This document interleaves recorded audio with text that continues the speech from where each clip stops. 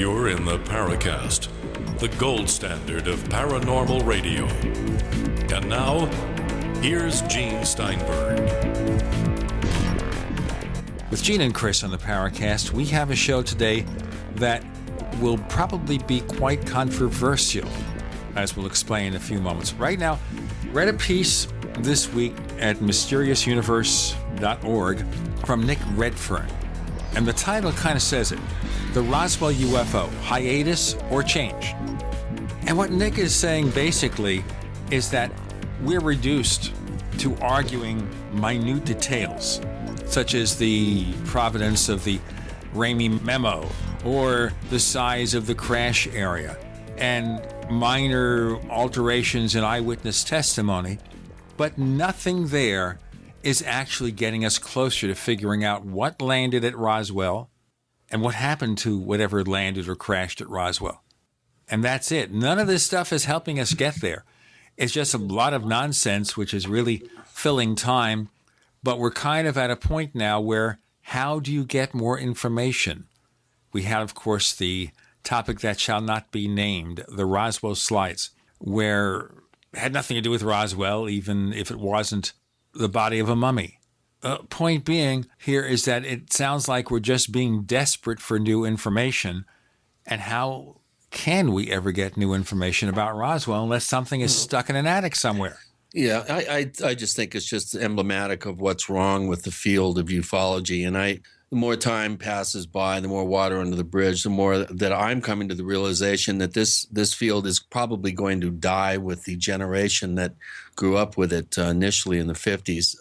I just have a sense that there's too much muddying of the waters with the CGI and photoshopping of images and footage. There's too much reliance on the media to formulate our idealized view of what these craft, number one, look like, and number two, their performance characteristics, and number three, the reason why they're here and who's piloting them. Then I think that this is just, once again, and I think today's show is going to illustrate straight this point as well. I think that this whole field is on its deathbed, and unless we really are able to come up with new and different ways to gather hard data and interpret the data that we have gathered already properly, if there's, I don't even think that's even possible, but if it is possible, we need to be concentrating on new and different things. I absolutely agree with Greg Bishop that we need to end our reliance on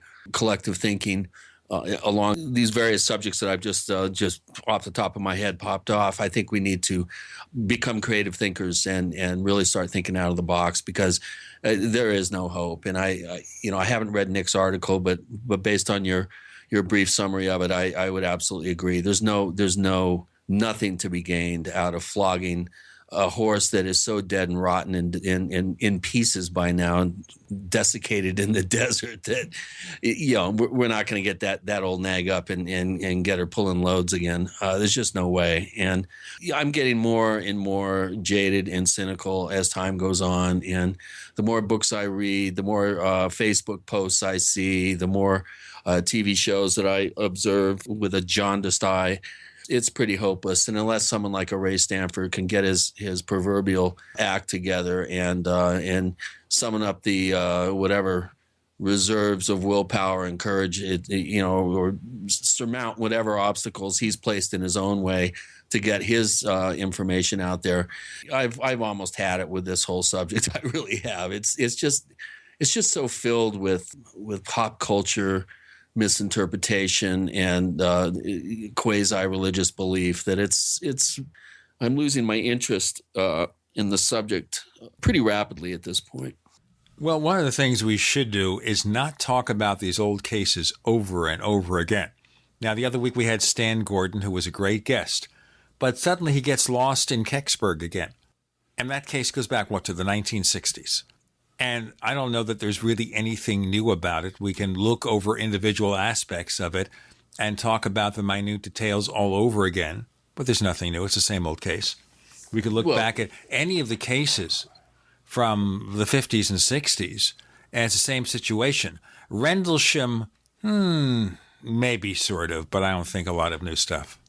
Yeah, I think there is a real window of opportunity that needs to be utilized properly, I think, with any case. And the more time goes by, I think the less likely it is to really, that you can really ascertain anything new and different about a case. And Roswell, of course, is the obvious example of just, I consider a lot of these old cases red herrings to keep people focused on the right hand while the left hand is having its way. And I don't think enough work is being done to try to pierce the veil of secrecy behind the level of technology that undoubtedly exists somewhere in a covert way in the black world. And I really, it's such a hall of mirrors with a quicksand floor that unless somebody really comes up with something just bombshell, in the before mentioned Mr. Stanford, I really do feel that he has something to share, but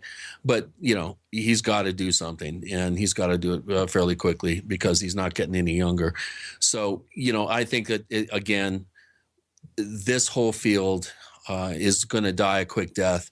I equate it almost with, in a similar way with what's happening on Native American reservations and in other indigenous cultures. As soon as this current generation of traditionals dies off, a major chunk of the cultures will be lost. And I think a lot of that can carry through when looking at the field of ufology, ufology, I think, as many people now refer to it.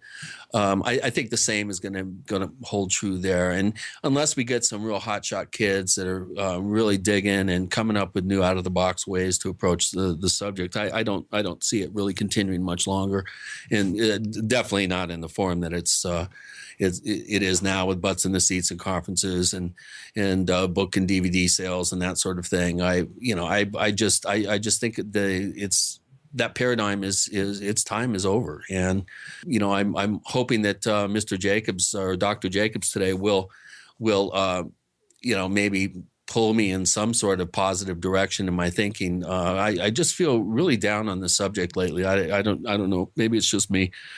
And if that, irritates some of our listeners, so be it. Come up with some way to change my mind, get out of your armchairs, start put your thinking caps on and start coming up with some new and novel ways to approach the subject. Prove me wrong. And if you can't, keep quiet. Okay. Our guest this week is Dr. David Jacobs, and he has a new book out called Walking Among Us, The Alien Plan to Control Humanity. Oh, boy, this sounds pretty extreme, so we're going to find out what he's talking about here, but also painting the picture overall of his research and how he gets there. But there's one thing we're not going to talk about, and he's had this ongoing fight or battle with an abductee that he tried to help. One time, an abductee from the other side of the world. I will not mention that person's name because it opens a proverbial can of worms. I don't want to enter that door because it's useless. It's not going to get us anywhere in figuring out what's happening, whether UFO abductions does represent some kind of alien covert invasion or something else entirely. And as I said, this is a pretty extreme view of the situation. And we're going to ask some careful questions of Dr. Jacobs. Remember, he's been at this game for a number of years. He has a lot of people who support his methods. I just worry about conclusions like that. Yeah. Let me tell you one thing not to worry about. Our new lifetime subscription plan at the Paracast Plus at plus.theparacast.com. You get the After the Paracast podcast exclusive for Paracast Plus members. The ad-free version of this show. We got a video coming soon of the search for a hidden city in the vicinity of the Grand Canyon. Whoa. We'll let you know about that. So we want you to check it out. Plus.theparacast.com. Dr. David Jacobs is joining us with Gene and Chris. You're in the Paracast.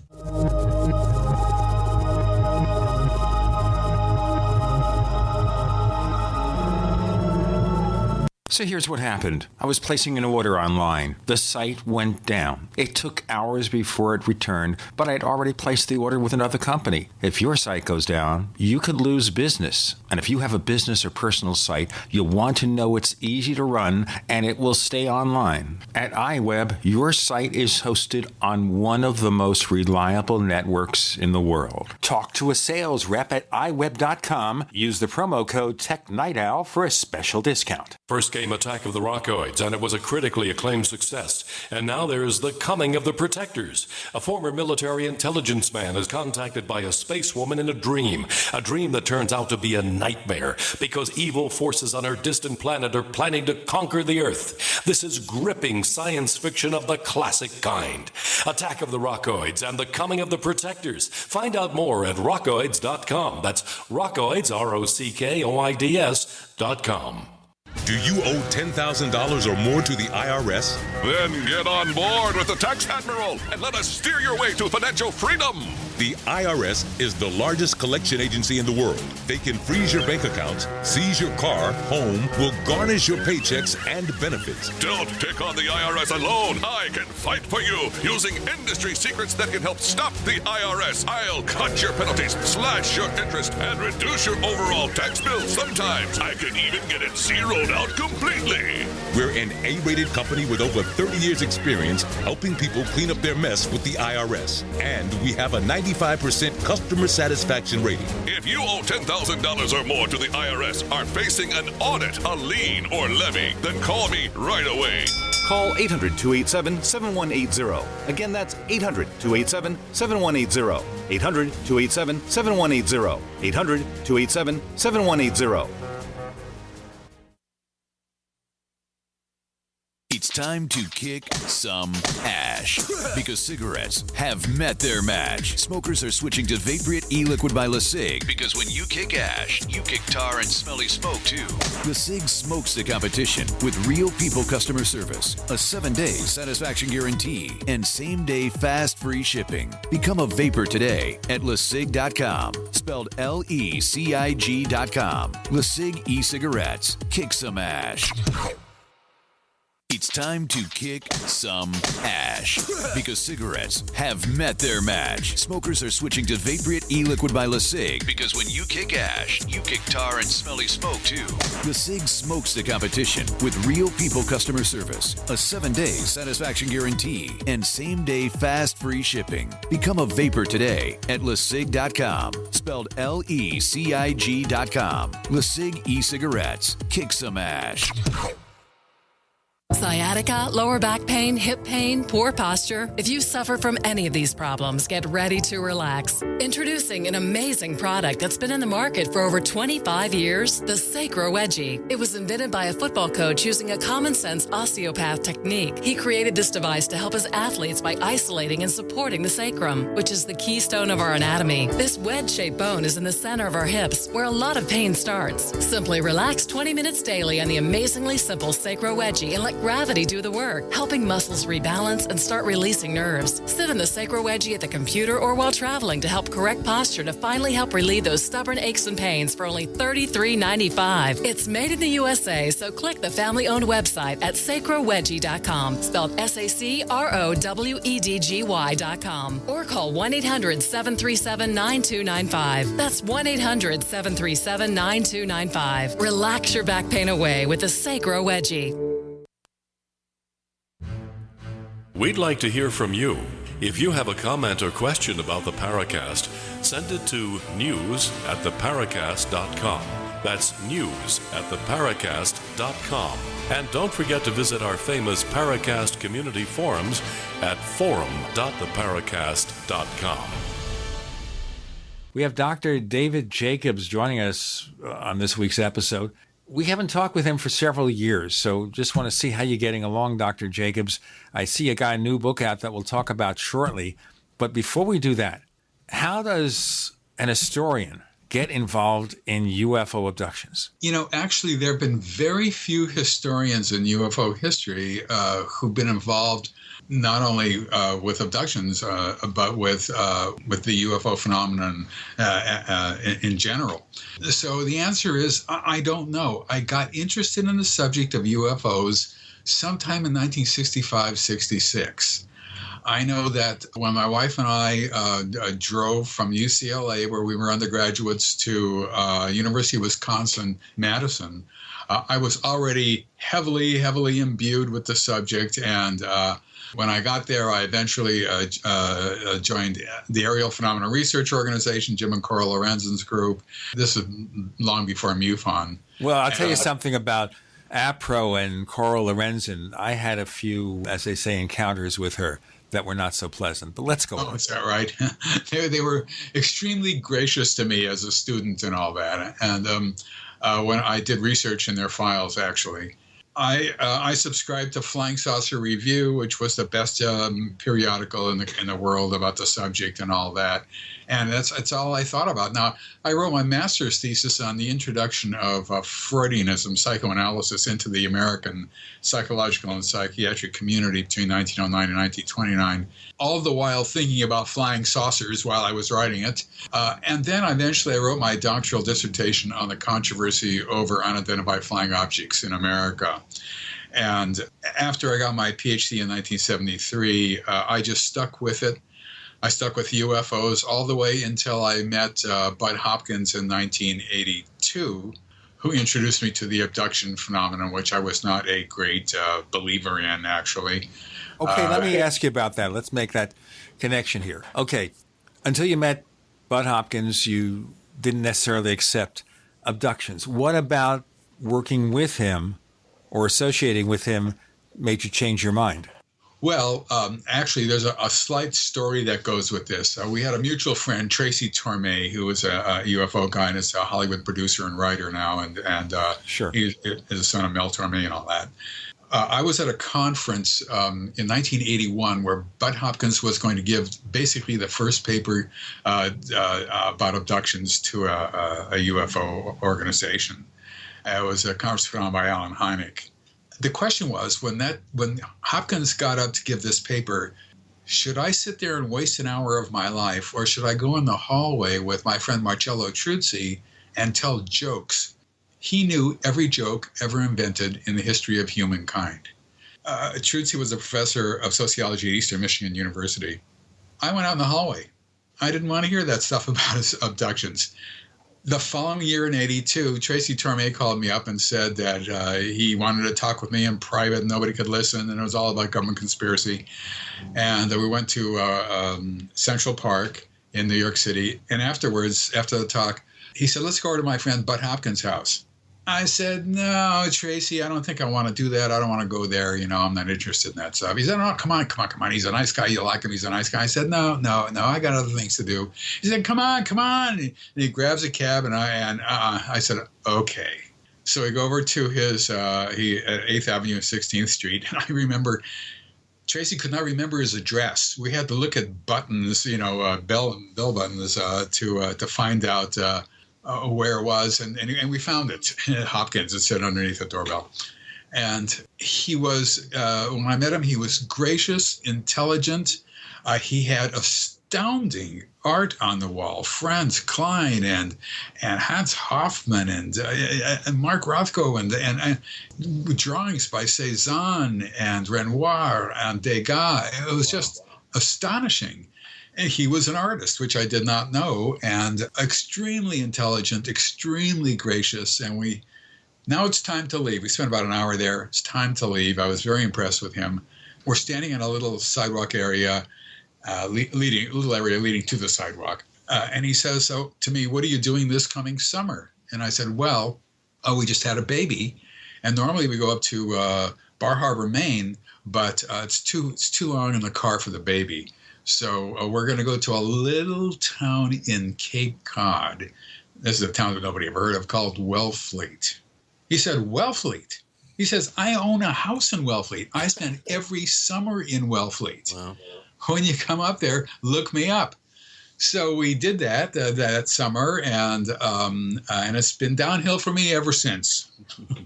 Well, it's interesting that he owned a house there, that he could afford to do that. Right, he used to live in the town just north of it called Truro. Then he had a house designed by a friend of his, and he bought it in Wellfleet. Yeah, it's funny. I've got a friend that grew up in Wellfleet, believe it or not.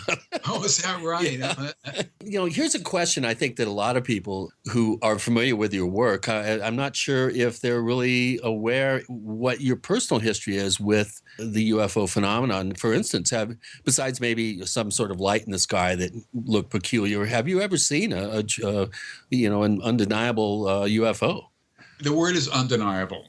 I was at home in Madison, Wisconsin, and I got a call from a friend of mine who helped me with we were doing field work, investigating UFO sightings in Madison.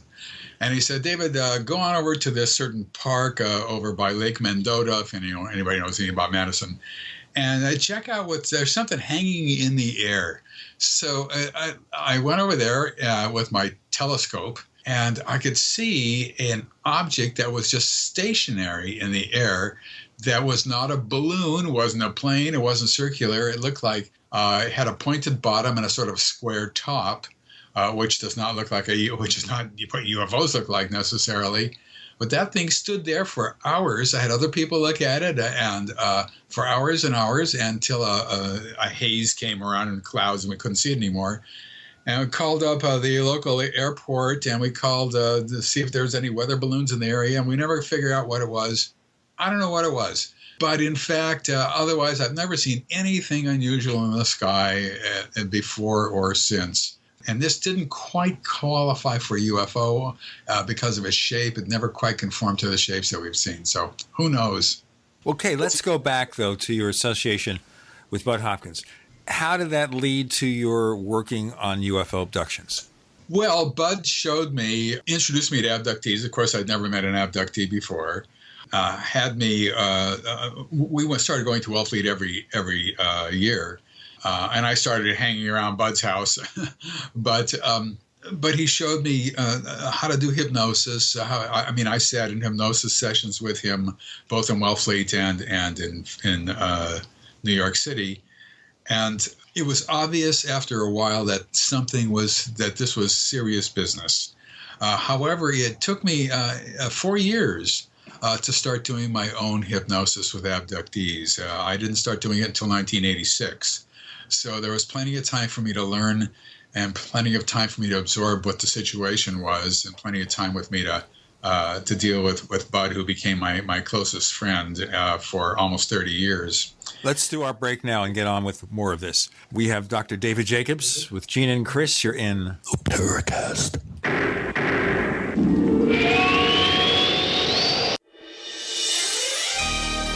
Thank you for listening to GCN. Be sure to visit GCNlive.com today.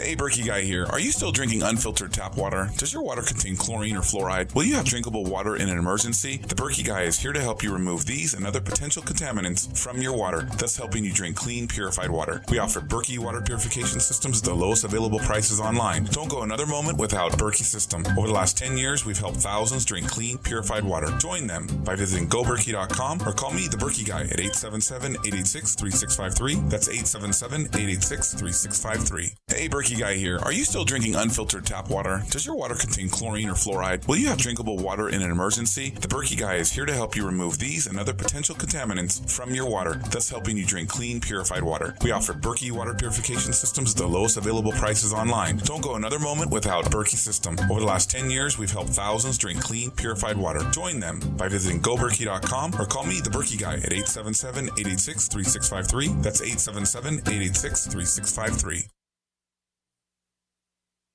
Don't complain about your cable bill going up and up and up. Do something about it. Grab a pencil and jot down this special number, 1-855-905-MY-TV. The more cable TV rates go up, the better digital satellite TV looks. Say goodbye to the cable guy and get more of your favorite channels in 100% digital quality for less money. Call 1-855-905-MyTV. Sign up for packages starting as low as $19.99, and there's no equipment to buy. You get free HD TV upgrade, a free DVR upgrade, and free professional installation. You control what you watch when you watch it. Record your favorite shows, pause and rewind live TV, even skip the commercials. Watch local channels too. At just $19.99, what are you waiting for? Pull out your major credit or debit card. Call 1-855-905-MyTV. 1-855-905-MyTV. Say goodbye to the cable guy. Cut costs and get more. 1-855-905-MyTV. 1-855-905-MyTV. Don't complain about your cable bill going up and up and up. Do something about it. Grab a pencil and jot down this special number, 1-855-905-MyTV. The more cable TV rates go up, the better digital satellite TV looks. Say goodbye to the cable guy and get more of your favorite channels in 100% digital quality for less money. Call 1-855-905-MyTV. Sign up for packages starting as low as $19.99, and there's no equipment to buy. You get free HD TV upgrade, a free DVR upgrade, and free professional installation. You control what you watch when you watch it. Record your favorite shows, pause and rewind live TV, even skip the commercials. Watch local channels too. At just $19.99, what are you waiting for? Pull out your major credit or debit card. Call 1-855-905-MyTV. 1-855-905-MyTV. Say goodbye to the cable guy. Cut costs and get more. 1-855-905-MyTV. 1-855-905-MyTV. My name is Dell, and I live in El Cajon, California. I was concerned about my cholesterol readings because I knew that high cholesterol is related to clogging of the arteries and increases the risk for heart attack and stroke. One day, I heard an ad for Heart and Body Extract, and I was skeptical, but I decided to give it a try.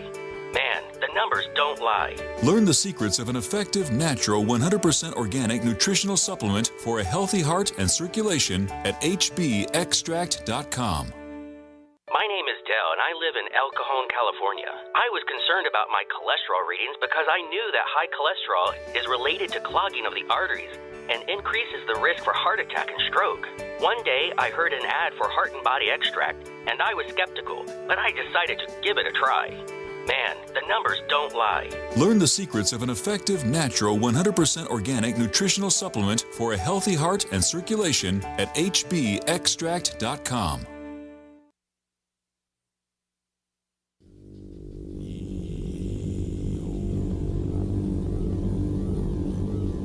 This is Jacques Vallée. You're listening to the Paracast, the gold standard of paranormal radio.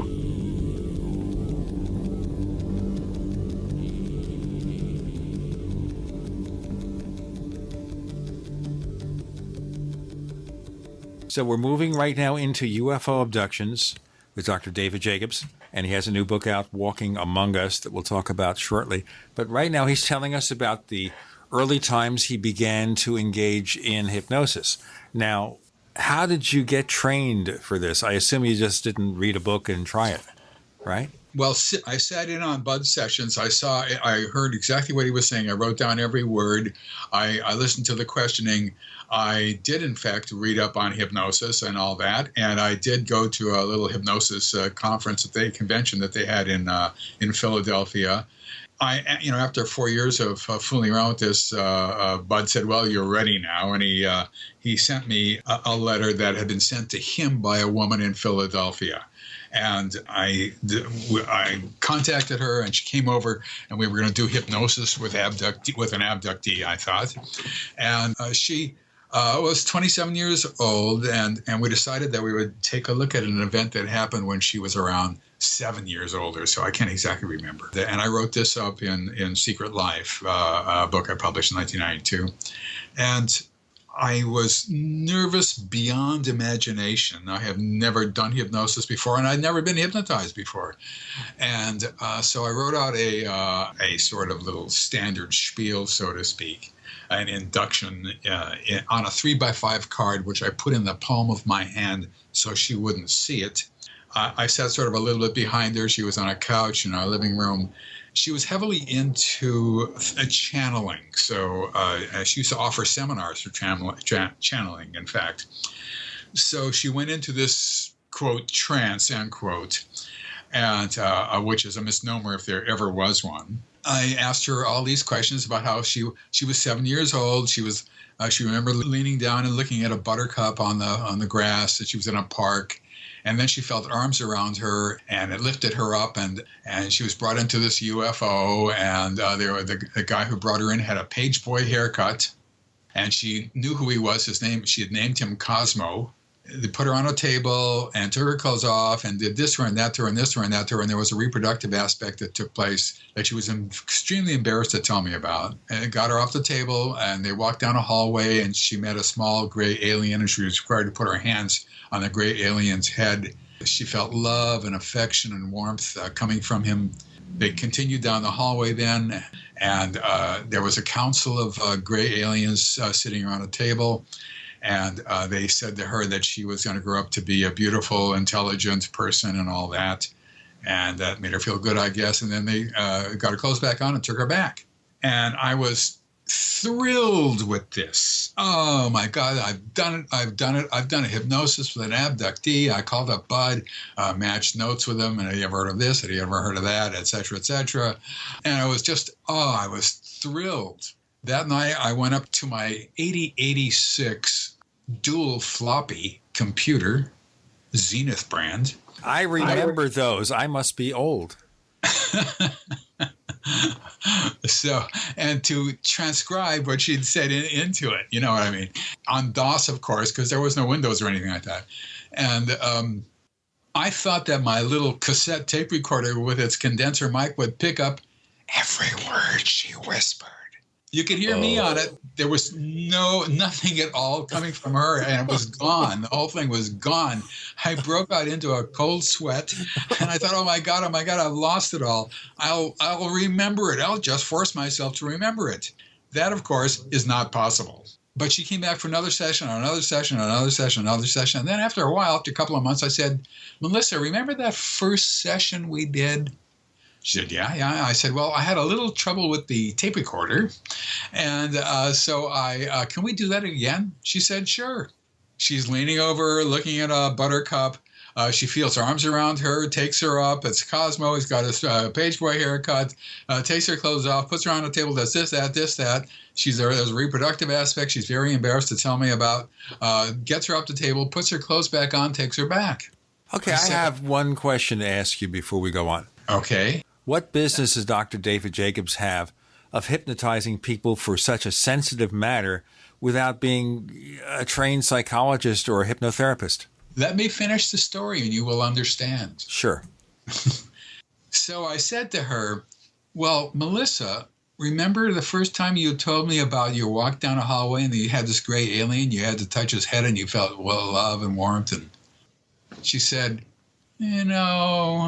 I don't remember that happening. And I said, oh, what about when you went into this room there was a council set up and you were going to grow out to be a wonderful person? She said, I think that happened to my friend Lynn, not to me. And I knew at that instant, Gene, that I had no idea what I was doing. Oh, boy. Okay, so that comes full circle then. Yeah. Right. And at that point, I realized I've got to put in a set of controls to never allow this to happen again as far as I can tell. And once I started putting in the controls and once I started being very careful, much more careful with my questioning, things began to regularize. Now, the question is this: how can I, some guy off the street, do hypnosis?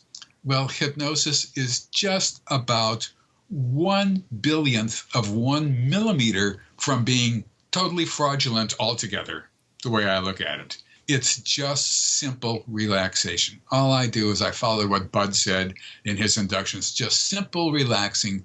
Relax your arms, relax your legs, relax these muscles, relax those muscles, a little bit of deepening. We're going to go down some steps to a nice place, and each time you'll feel more and more relaxed, and then I start asking questions. That's it. Takes about 10, 15 minutes. People say to me, David, I don't think I'm hypnotized. And the answer I give them is, it doesn't matter. Lay back down. There's a little day bed that I have, and there's a coffee table, and I sit on a chair. I say, it doesn't matter. Lay back down. And I keep asking the questions, and it doesn't matter. And they start remembering. And my questioning is logical and chronological. Hopefully I don't begin in the middle of a session, middle of an event. I start at the beginning if at all possible.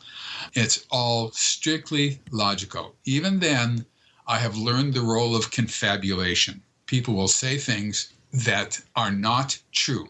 They're not lying. They think they're true, but they didn't happen that way.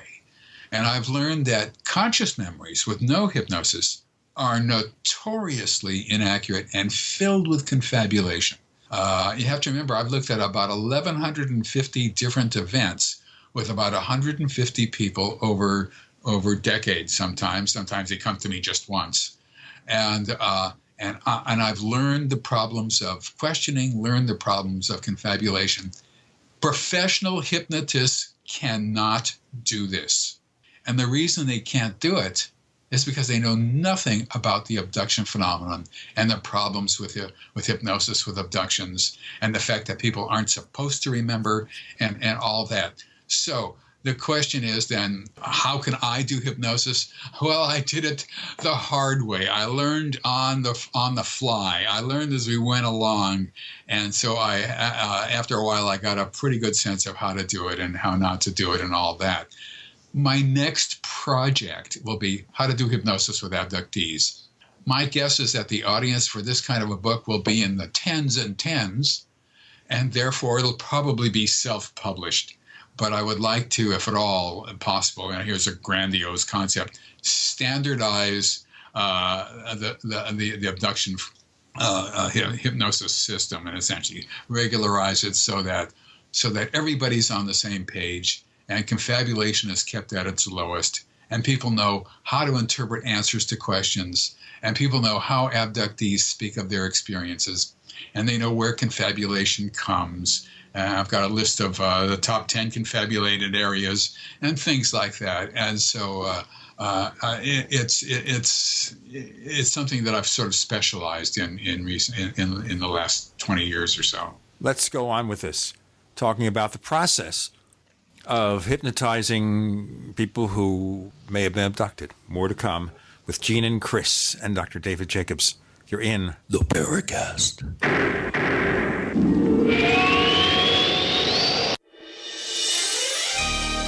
Thank you for listening to GCN. Be sure to visit GCNlive.com today. Conspiracy Journal is your #1 source for the hidden world of the weird and strange. We bring you thought-provoking and controversial material for free-thinking individuals who are seeking what is really going on in our world today. Some of this material may adversely affect you. Other pieces are meant to enlighten.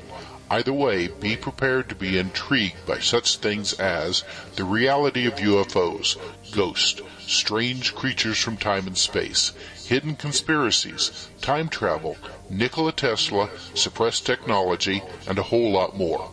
You can find out more by visiting our website at conspiracyjournal.com. There you can sign up for our free weekly newsletter sent directly to your email address. Find out what they don't want you to know.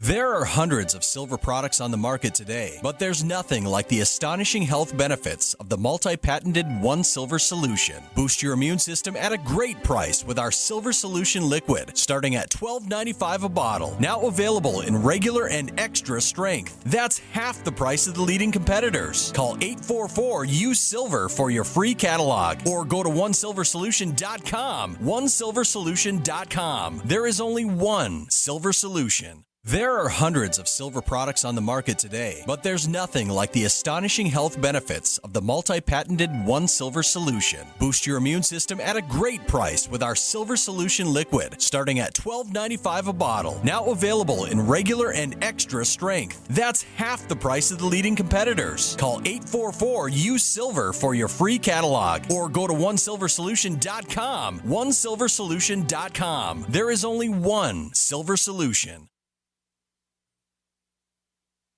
We use mobile devices right against our bodies every day, but growing scientific evidence has emerged showing serious health risks associated with exposure to EMF radiation emitted from these devices. The solution is Defender Shield, the most effective mobile radiation shielding ever developed. Defender Shield blocks virtually 100% of EMF radiation from cell phones, tablets, and laptops, and starts at just $64.99. Buy now at DefenderShield.com. For 10% off, use promo code GCN. DefenderShield.com, the worldwide leader in mobile radiation shielding. We use mobile devices right against our bodies every day, but growing scientific evidence has emerged showing serious health risks associated with exposure to EMF radiation emitted from these devices. The solution is Defender Shield, the most effective mobile radiation shielding ever developed. Defender Shield blocks virtually 100% of EMF radiation from cell phones, tablets, and laptops, and starts at just $64.99. Buy now at DefenderShield.com. For 10% off, use promo code GCN. DefenderShield.com, the worldwide leader in mobile radiation shielding. Paid non-attorney spokesperson Ricky LeBlanc, admitted in Mass only. Sokolov Law, LLC, Chestnut Hill, Mass. Ken Levin, responsible attorney in Fort Lauderdale, Florida. Greg Hobby, New Jersey. The choice of lawyer is an important decision that should not be based solely upon advertisements. While this firm maintains joint responsibility, most cases of this type are referred to other attorneys for principal responsibility. If you know what mesothelioma is, you or someone you love has likely been impacted by this devastating cancer. You may be entitled to compensation. Call Sokolov Law today, 1-800-218-HELP. The only known cause of mesothelioma is asbestos exposure. Thousands of hardworking men and women, including many U.S. veterans and industrial workers, have been diagnosed with mesothelioma because manufacturers knew the dangers but put profits ahead of people. An estimated $30 billion in court-ordered trusts has been set aside to pay money to asbestos victims. If you or a loved one has been diagnosed with mesothelioma, call now. You may be entitled to receive compensation without ever going to court or filing a lawsuit. Call for a free legal consultation at 1-800-218-HELP. That's 1-800-218-HELP. Hi, this is James Fox from Chasing UFOs. You're listening to the Paracast, the gold standard of paranormal radio. Now, just to ask the other question here, Dr. David Jacobs, have you had the work you've done reviewed by professional therapists to see what they think about it? Doesn't matter. They know nothing about the abduction phenomenon. So the key is what you're saying, and this is the point that you've made here, is that when you handle people who may have been abducted, you can't use traditional methods. But that goes back to Barney and Betty Hill, because they were checked out by somebody who was a traditional therapist. He had no idea what he was doing, by definition. He was a terrific. Benjamin Simon was a hypnotist for the Air Force. For the Army in World War II. He was an extremely well-known person and a great hypnotist. But by definition, because it was only the first one discovered in the United States, he had no idea what he was listening to or what questions to ask. For example, in that initial hypnosis event, Betty said that they stuck a needle in her navel, and she asked them what it was and why it was, and they said it was a pregnancy test. That is almost certainly not true. And the reason I know that is because it's never been uttered by any other abductee that I've ever worked with. Again, although that procedure, needle in the navel, is extremely common. That's one way. Another way I know is that these beings do not say what they're doing. People ask them all the time, why are you doing that? They remain silent. They don't give an explanation. Number 3, we know there's no such thing as a pregnancy test. That is a non-starter. They know all about reproduction and pregnancy. It's what that procedure is most likely, and I can't tell for sure, most likely is the needle is actually going into one of the ovaries and it's taking out follicles from the ovary. And we've seen this a whole bunch of times. Why the medieval level of technology? You would think some race that's able to come here from vast distances would have almost magical appearing technology that didn't involve invasive procedures. I'm like scoop marks. Why? All they need for genetic material is just a swab. Why do they need a little chunk of flesh, for instance? I've never been able to reconcile this. We don't know anything that has to do with the so-called table procedures. We don't know anything that has to do with technology. We don't know any of that. Now, it's important. There's a bizarre way of looking at this, and that is that if the abduction phenomenon is either psychological, it's mental, it's mentally derived, or it's happening. There's no in the middle. There's no being mistaken. Oh, I was wrong. I thought I was abducted, but I wasn't. There's nothing being you're either creating it or it's happening. If in fact people were creating it, we know all sorts of stuff about every procedure run on it, just like Betty Hill said. They would say things all the time about what we'd know, because there wouldn't be a concept of not knowing. They would ask questions and the aliens would answer. We'd have that all the time. And sometimes they wouldn't, but most of the time we probably would. In fact, nobody knows what these things are. Abductees have no idea what's going on during the table procedures. And the only thing I've been able to identify with a degree of certainty is sometimes they'll take an instrument and they'll run it across the bottom of a person's foot, and the foot will flex. And I think that's some sort of an examination, a testing of the foot flexing, a neurological situation. How do we know that what they are remembering is a real physical event or some kind of thing they experienced mentally without a physical connection? Well, maybe just of course, misinterpreting what really happened. Right. If this were mental, what we would get is all sorts of different kinds of things happening to people. It would be idiosyncratic. That is to say, they would be saying things that related to their lives, to where they were born and raised, and every story would be different in profound ways. They wouldn't know necessarily all the procedures that are done, and of course, what people don't realize is that they are virtually never abducted to have table procedures. There's always other things that are going on, and we would have called that, we would have known that early on, and we wouldn't be talking right now.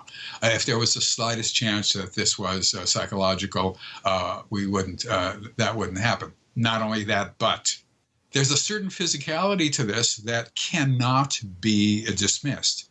People are physically missing from their normal environments when they are abducted.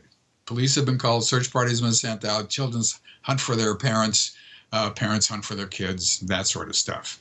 People return with unusual marks and scars and bumps and this and that on their bodies, scoop marks, whatever, that weren't there the day before.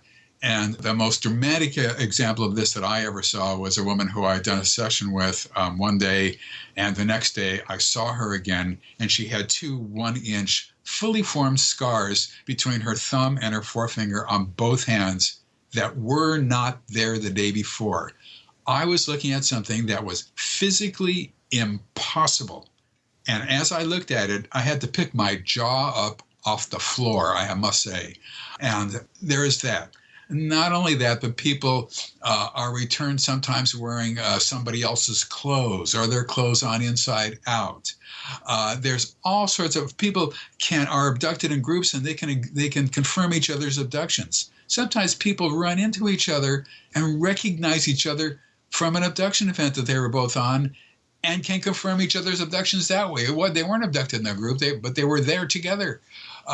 It goes on and on, the physicality of it. Without that, of course, you'd still be diddling with the mental stuff. But the main thing is, this is a global phenomenon. The United States is not the leader in the abduction world. It's not the leader of it.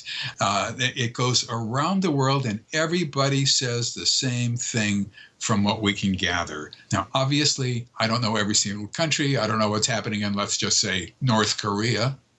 But I do know Brazil and Argentina and Chile, et cetera, and various countries in Europe and countries in Africa that I've done. People I've had abduction experience who I've worked with. And so it just, it's everywhere, and it's in Japan and China and who other people have worked with and that. And so this is not an American phenomenon. It's global. You have to keep that in mind at all times.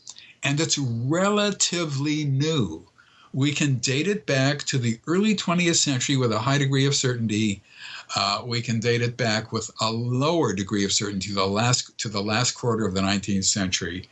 But they've been doing this for most of the 20th century. It didn't start in 1947 when the Kenneth Arnold sighting took place and everybody got interested in UFOs and all that.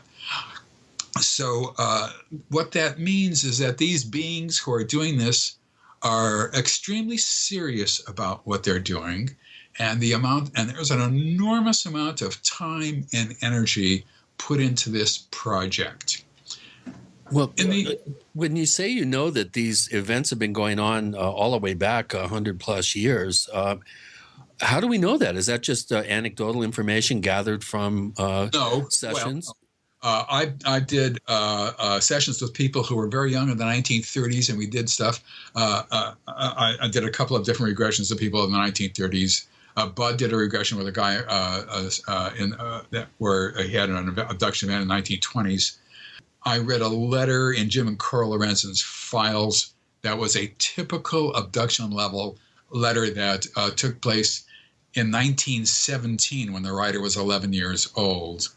And then I met 3 generations of abductees in Birmingham, Alabama at a conference, and they told me a story, for example, of their great-grandfather that had what might have been an abduction event in the 1880s. So as I said, it's less and less certainty as we go back. But once you get to the 1930s, there's a pretty good certainty in the 1920s that this was happening then. And the reason is, it's an intergenerational phenomenon. That is to say, if a person is an abductee, their mother or their father or both were abductees. And the reason they were abductees is that their mothers or fathers or both were abductees, and so on. Now, it had to start at some time, obviously. Right. There had to be a beginning date. We're not exactly sure of when that was. But even if you say the 1920s, even if you say the 1930s, it's a long time doing this globally, and they're not experimenting on us as I originally thought many years ago. They're not learning about us. That's not a concept. They're not trying to find... It sounds like a monitoring program. This is a program, you're correct in that way, that has a beginning, a middle, and an end, and it's goal-directed. They're working towards a goal. Let's go into the goal, but also a few other questions that occur to us as we progress, talking with Dr. David Jacobs on UFO abductions with Gene and Chris. You're in the Paracast.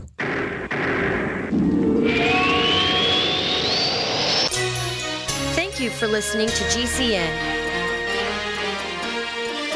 Visit GCNlive.com today. Ray Perkins, a reclusive veteran burned out from the Gulf War, lives tortured by relentless, perplexing nightmares. Nightmares of a horrific battle in deep space and of a mysterious woman suffering in agony for her devastated world. A woman not yet born, calling across centuries to him. Then, a coincidence leads him to his destiny, his chance to alter the universe. Attack of the Rockoids. The former fiction editor for Star Wars and Indiana Jones, Robert Simpson, writes, "The soul of the novel Attack of the Rockoids lies in its heart and passion for building a convincing tale of a love that spans the galaxy, a thrilling story. Attack of the Rockoids is available now. Read a sample chapter and get a special discount off of the cover price at our website, rockoids.com. That's ROCKOIDS.com. Attack of the Rockoids, a novel in the grand science fiction tradition." Are you tired of commuting to a job that makes someone else rich, working harder than ever, but getting nowhere? Do you hate spending hundreds of dollars every week on daycare, having someone else raise your children? With our opportunities, you can start earning money as soon as next week. You get to be the boss, work from home, and live a happier life. At Be the Boss Network, you'll find hundreds of work-from-home opportunities that you can literally start today and be earning money as soon as next week. Go to freedom106.com and start earning money as soon as next week. You get to be the boss. Get out of the rat race. Work from home. Go to freedom106.com right now and change your life today. That's freedom106.com. Go to freedom106.com and start earning money as soon as next week. You be the boss. Go to freedom106.com.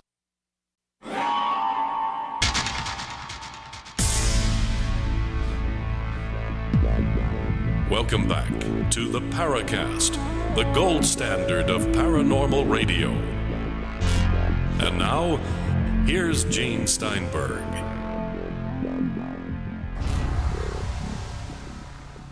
We have Dr. David Jacobs, and we're talking about UFO abductions. Let me throw in one of the red herring questions before we go on. Well, these reports are the result of incompetent hypnotists basically making people remember or convincing them to remember things that really didn't happen. How do you respond to that? Well, that does happen with improper questioning, and there's a lot of incompetent hypnotists out there. I'm sorry to say, and what they'll do is they'll ask people to ask the alien a question as if it were happening in real time. This is a favorite question of people who, in my opinion, are just not doing it right. Or else they'll sort of build in spiritually based questions or religiously based questions or things like that. And they're not logical, they're not chronological, they've got their own agenda. With me, I have no agenda. Whatever they say is fine. I just want them to be accurate. That's the critical event for me, to be accurate about what is happening. And after a while, they learn how to be accurate. They learn how to be very, very careful about what they're saying to me. And you have to remember that I have people who are coming to me who are psychiatrists, psychologists, attorneys, police officers, university professors, and so forth, all of whom I do sessions with, and all of whom want to get it right. They're all aware of me leading them. They're completely aware of that. And they're all aware that they don't want to pick up something in popular culture and then tell it to me as if it happened to them. They don't want either of those things, and neither do I, obviously. So most people, when they do hypnosis with me, they are in total and complete control.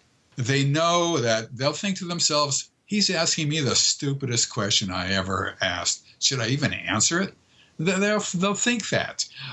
They'll say to me, I got to go to the bathroom. Is that all right? And I say, yeah, get up, go to the bathroom, fine. They get up, they go to the bathroom, they come back, and they lay back down, and I keep asking questions. It doesn't matter. What I'm hearing there from what you're saying is that basically hypnosis is just relaxation. They're not in some kind of weird trance or anything. Correct. That is exactly right. I'm not going to convince them about... I test them early on. I will ask deliberately misleading questions with an authoritative tone, as if this happens to everybody. It's happening to you, isn't it? A direct, misleading question. Only one time have anybody ever said yes. I said, people report that the floors look sort of like a parquet floor, across, a wooden little pieces put into place and all that, and then report that all the time. You can see the parquet floor, can't you? Direct, misleading question. One person said yes. And I knew, I had better be very, very careful with this person right now, because this person can be led. Most people don't want to be led. They're saying, no, what are you talking about? And I don't ask that question anymore, so I can say it. But I'll ask a series of questions. I will do other things to get to see whether they're correct or not, in my little arsenal of control questions and comments. And virtually all the time, people will say no to these kinds of things, and that's reassuring. I'm not leading them, and I don't want to lead them. It's the last thing I want to do. I'm wondering here. I always thought that the ultimate no, if you wish, is asking leading questions. So you purposely ask leading questions to ascertain, veracity, or to ascertain whether someone is, dealing with some mental issues and confabulation. Right, exactly. I didn't even know that was an accepted technique in hypnotic regression. I'm learning something. Actually, John Carpenter came up with a list of a whole bunch of very good misleading questions many years ago. Bud would ask misleading questions, and then I learned how to ask misleading questions.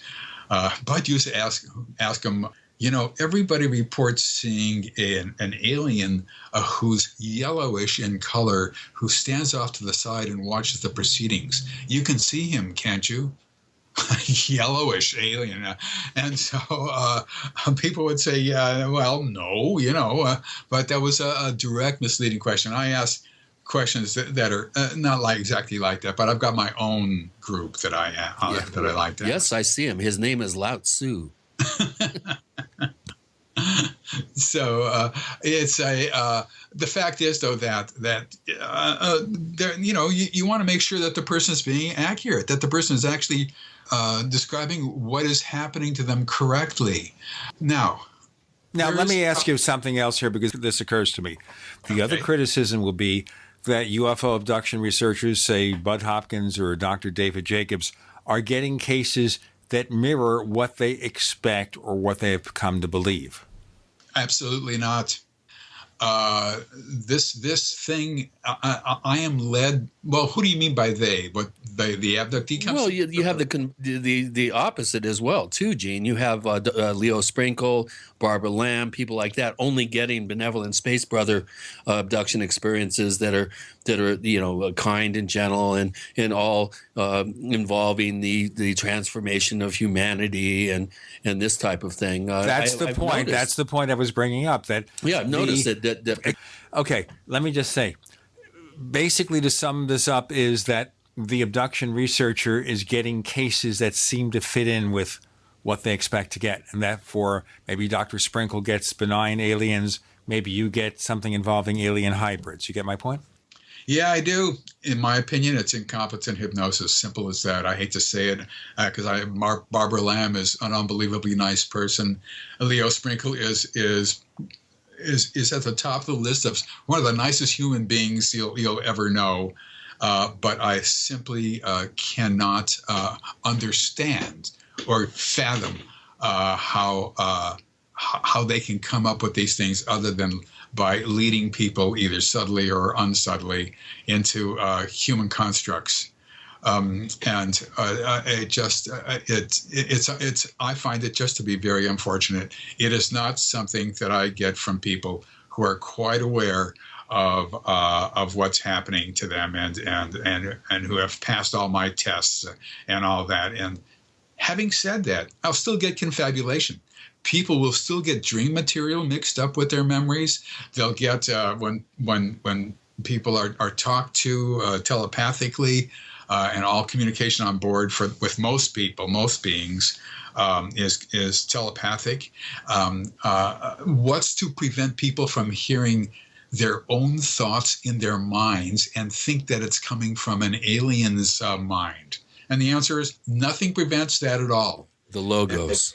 They think it's telepathic communication with them, and I can recognize that right away. I've heard this kind of confabulation many times, and when I write this book on how to do hypnosis with abductees to try to standardize the field, I'll have a whole list of things like this that people have to be wary of, that I'm afraid that a lot of the people who I just don't find competently doing things are not aware of.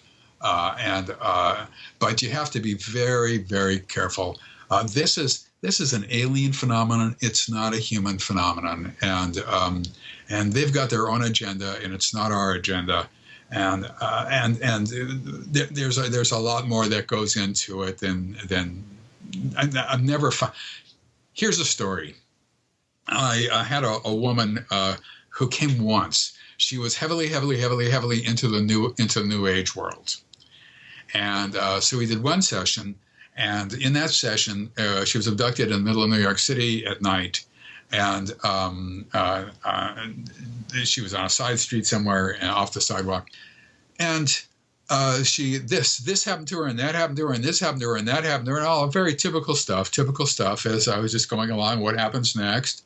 You can only ask questions about what they say. If I'm in a room, you can ask questions about the room, and then you can ask questions about what happens next while I'm going out of the room. Well, when you go out of the room, are you going straight out? You're going to the left? You're going to the right? That's all you can ask. You have to follow what they're saying and ask questions about that. That's the chronological aspect of it. Let's go into some more aspects of it and how we come to the conclusion about aliens walking among us. Dr. David Jacobs with Gene and Chris. You're in the Paracast.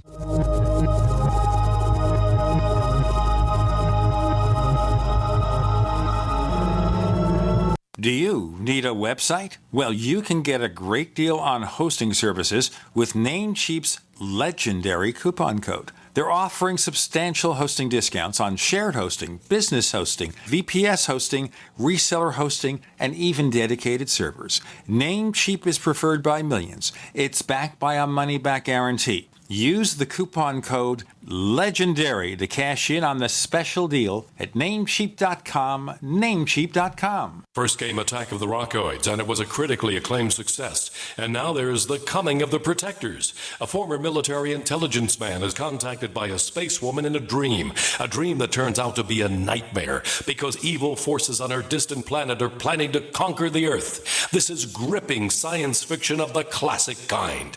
Attack of the Rockoids and The Coming of the Protectors. Find out more at rockoids.com. That's Rockoids, ROCKOIDS.com. You wouldn't go camping in the Everglades without bug spray, would you?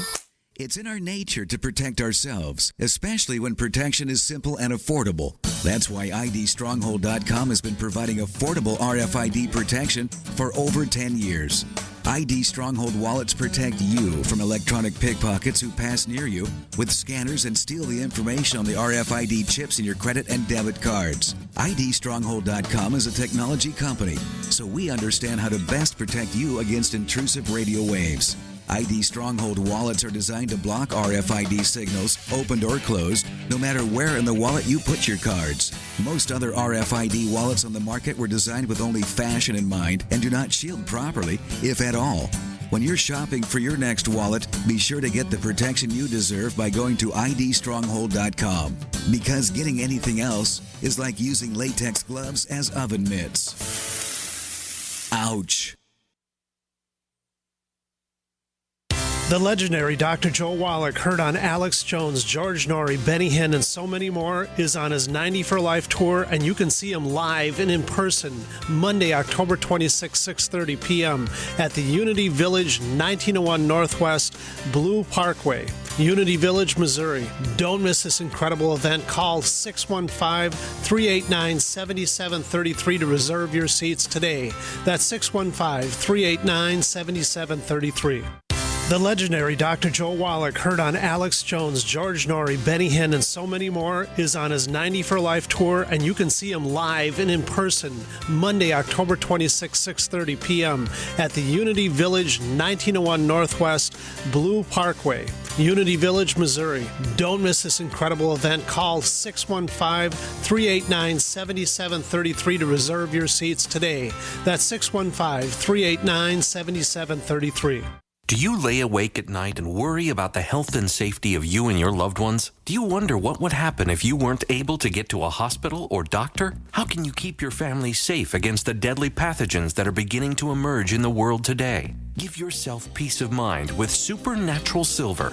Supernatural Silver is turning heads around the world as a new weapon in the fight against bacteria, viruses, and fungus. Supernatural Silver can be taken internally or used topically to help the body's own immune system fight off disease much more effectively.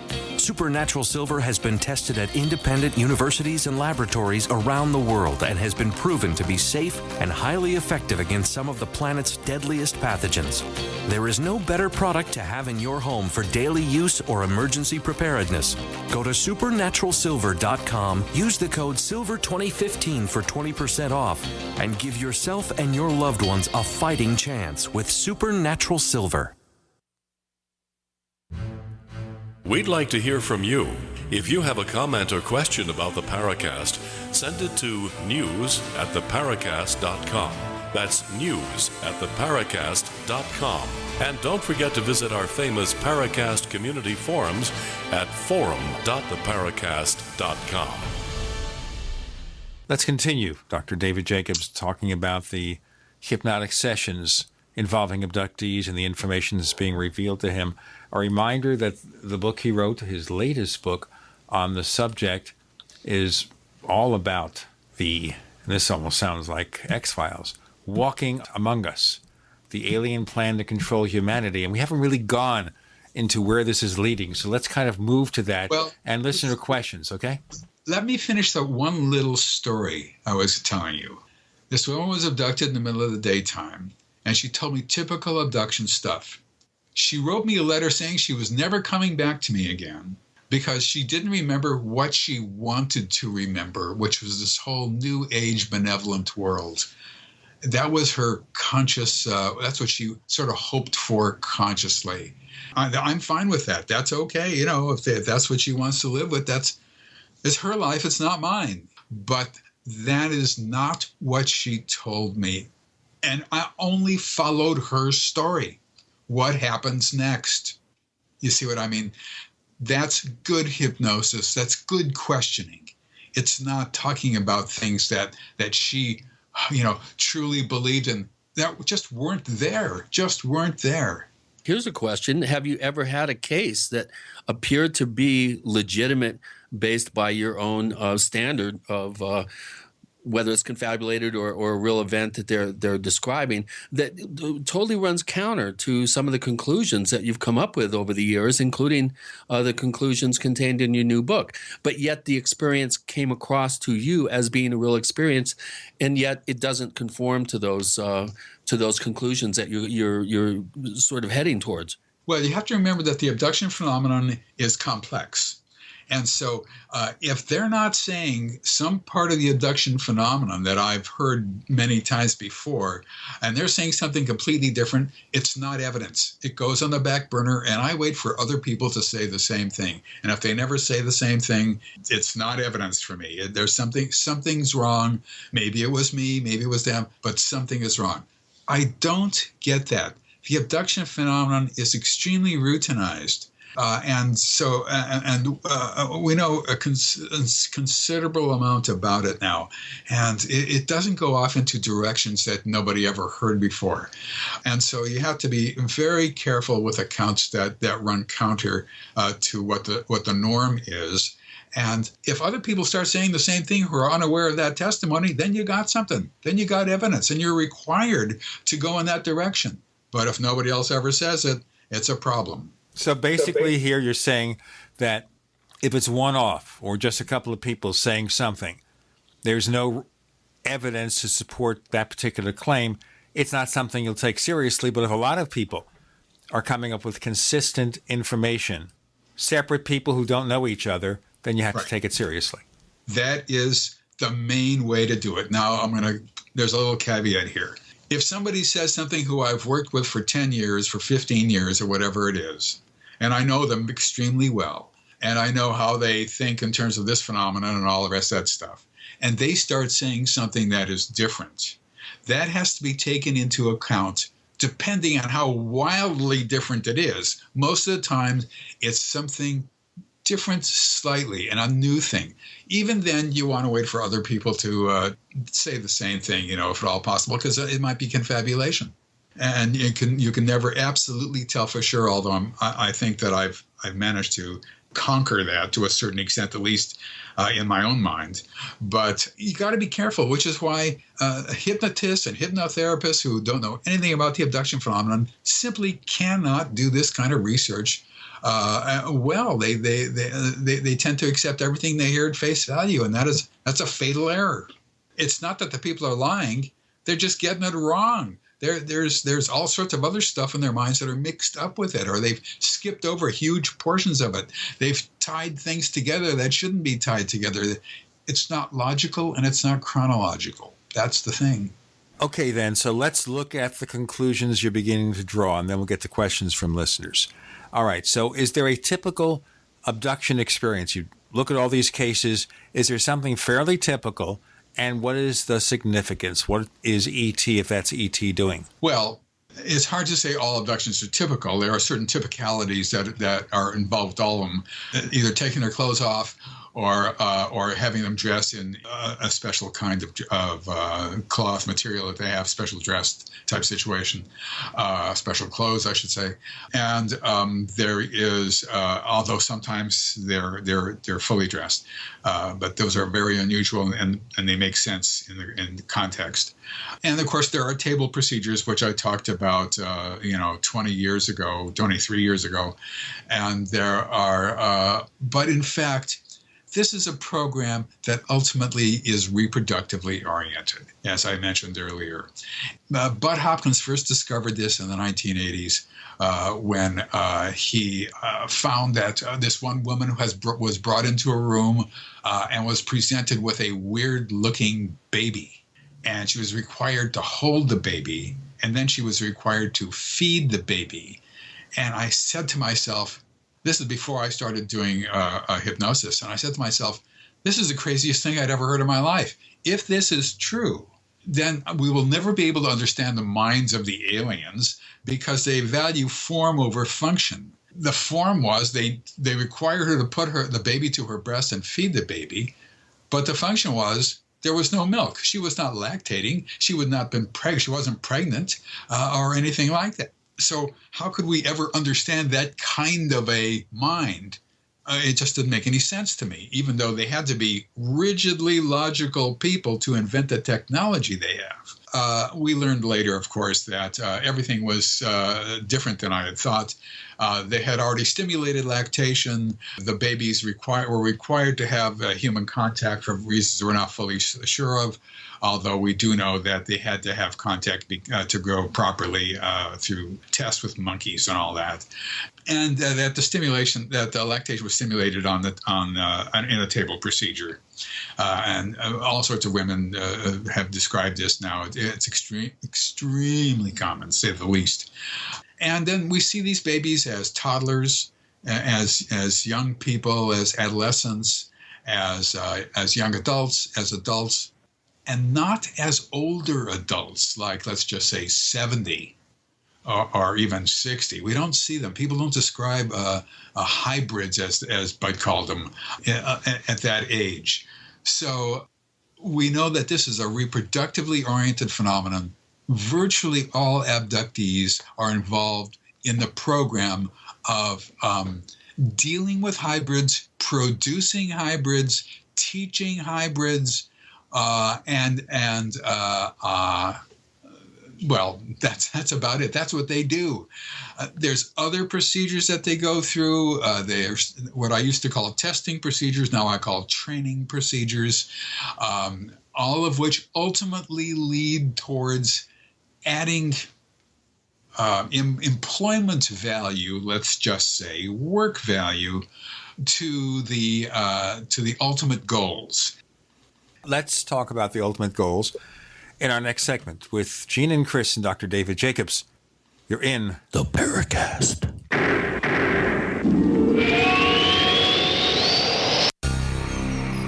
Thank you for listening to GCN. Visit GCNlive.com today. It's time to kick some ash because cigarettes have met their match. Smokers are switching to Vaporite e-liquid by LeSig because when you kick ash, you kick tar and smelly smoke too. LeSig smokes the competition with real people customer service, a 7-day satisfaction guarantee, and same-day fast free shipping. Become a vapor today at LeSig.com, spelled LECIG.com. LeSig e-cigarettes. Kick some ash. It's time to kick some ash because cigarettes have met their match. Smokers are switching to Vaporite e-liquid by LeSig because when you kick ash, you kick tar and smelly smoke too. LeSig smokes the competition with real people customer service, a 7-day satisfaction guarantee, and same-day fast free shipping. Become a vapor today at LeSig.com, spelled LECIG.com. LeSig e-cigarettes. Kick some ash. My name is Bill Bonner, and I'm the president of the largest private news and research network in the world. And I paid for this airtime because I have an important message to the American people. There's a change coming that the government isn't telling you about. This change has deep implications for life in America, from where you shop to the doctors you visit and the family you want to protect. Look, I've made predictions like this before. Thing is, I was right then, too.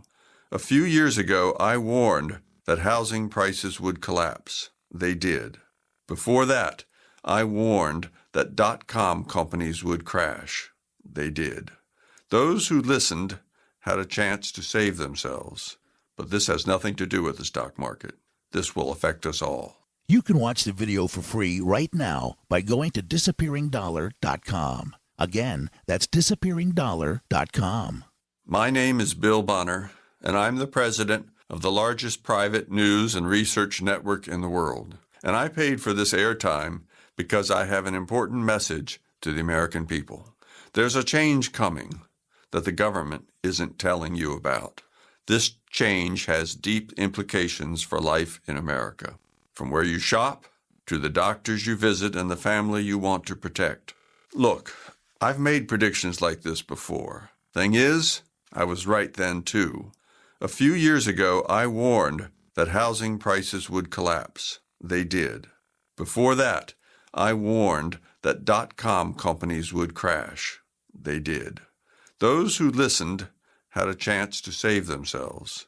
But this has nothing to do with the stock market. This will affect us all. You can watch the video for free right now by going to disappearingdollar.com. Again, that's disappearingdollar.com.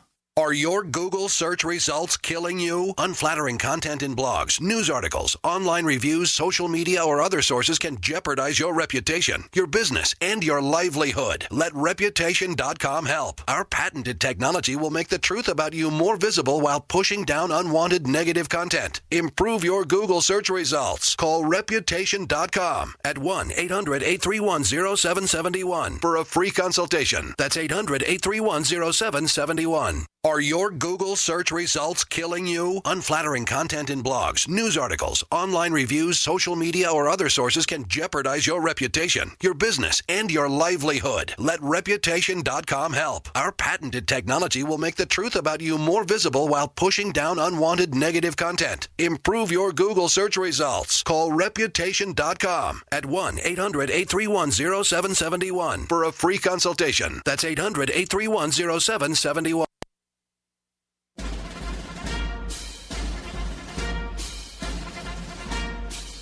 Hi, it's Grant Cameron from PresidentialUFO.com. You're listening to the Paracast, the gold standard of paranormal radio.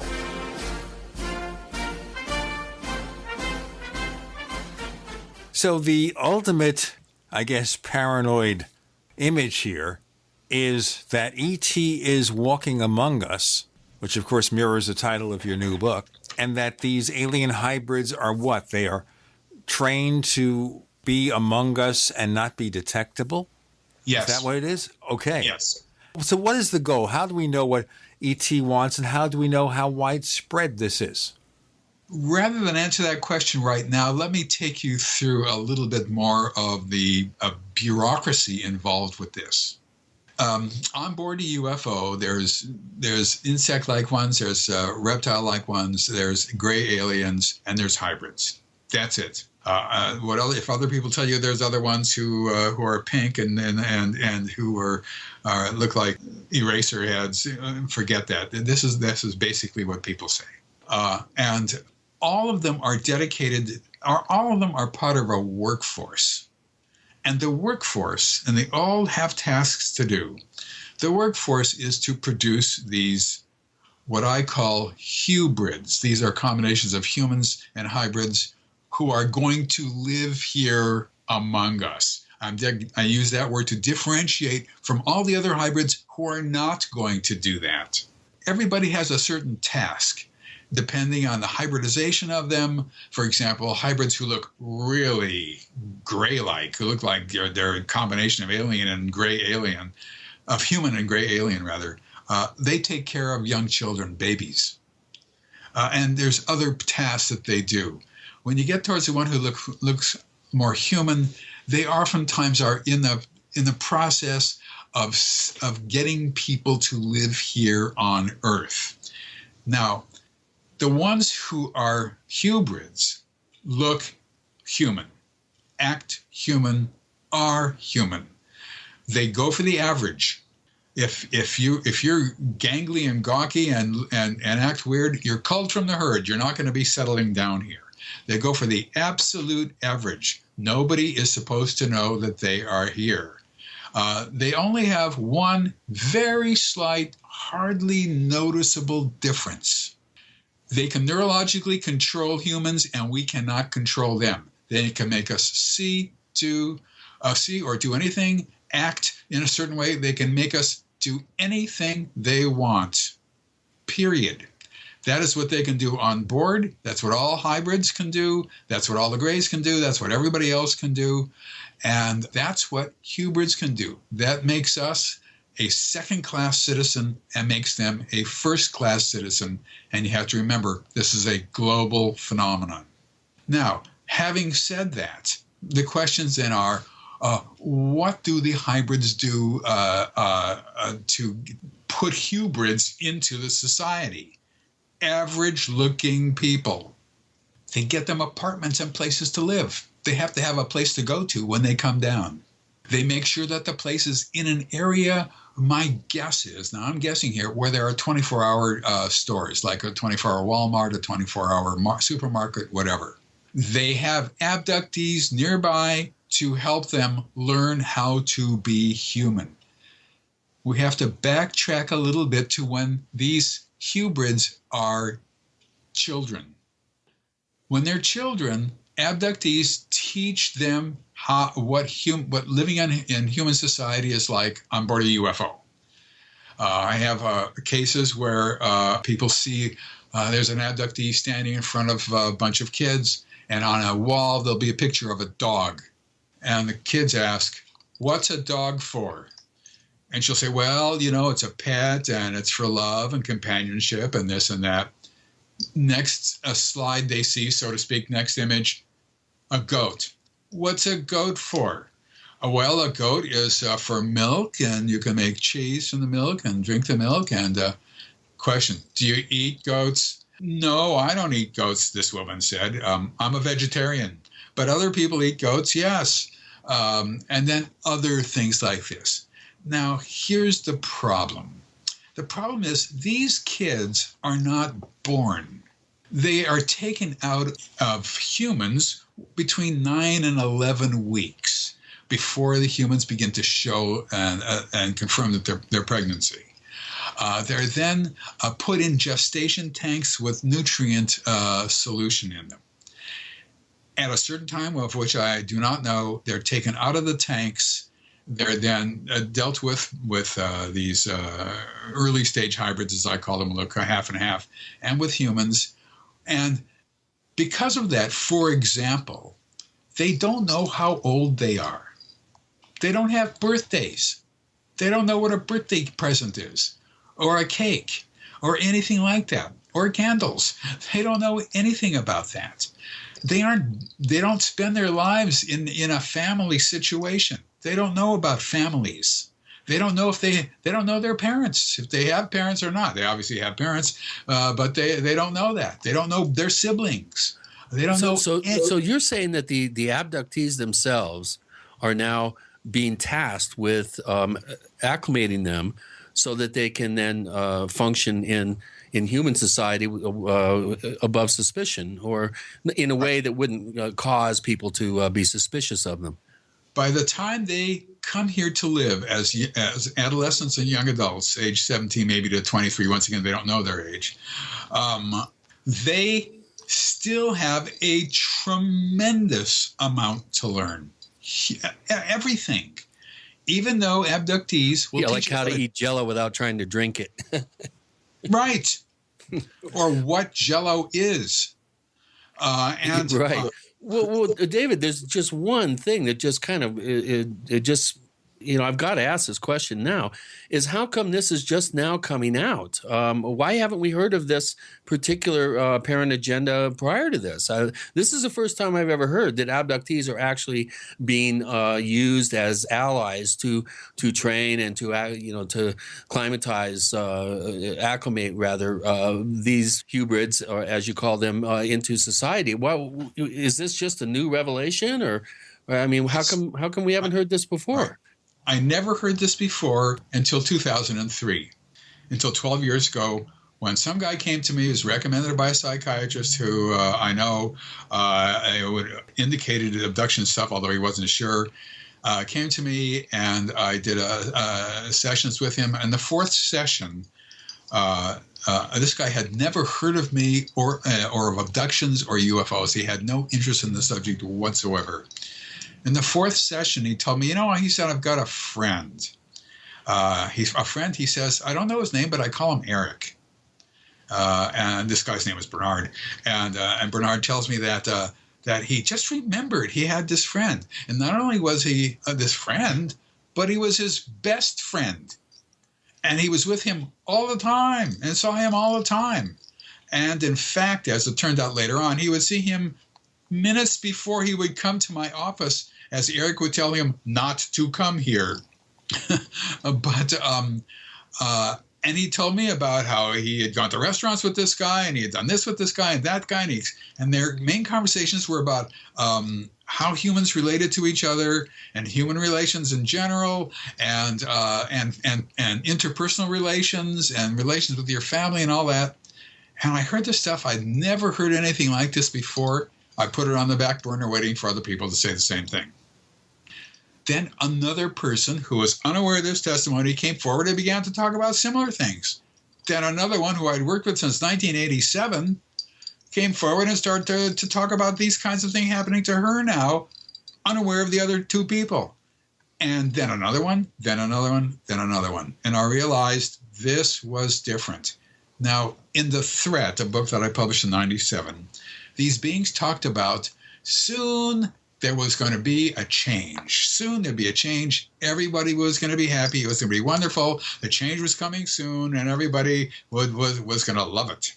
We'll talk about that change, which is going to come. That's the lyrics of a song, A Change is Going to Come, with Dr. David Jacobs. And Gene and Chris, you're in the Paracast.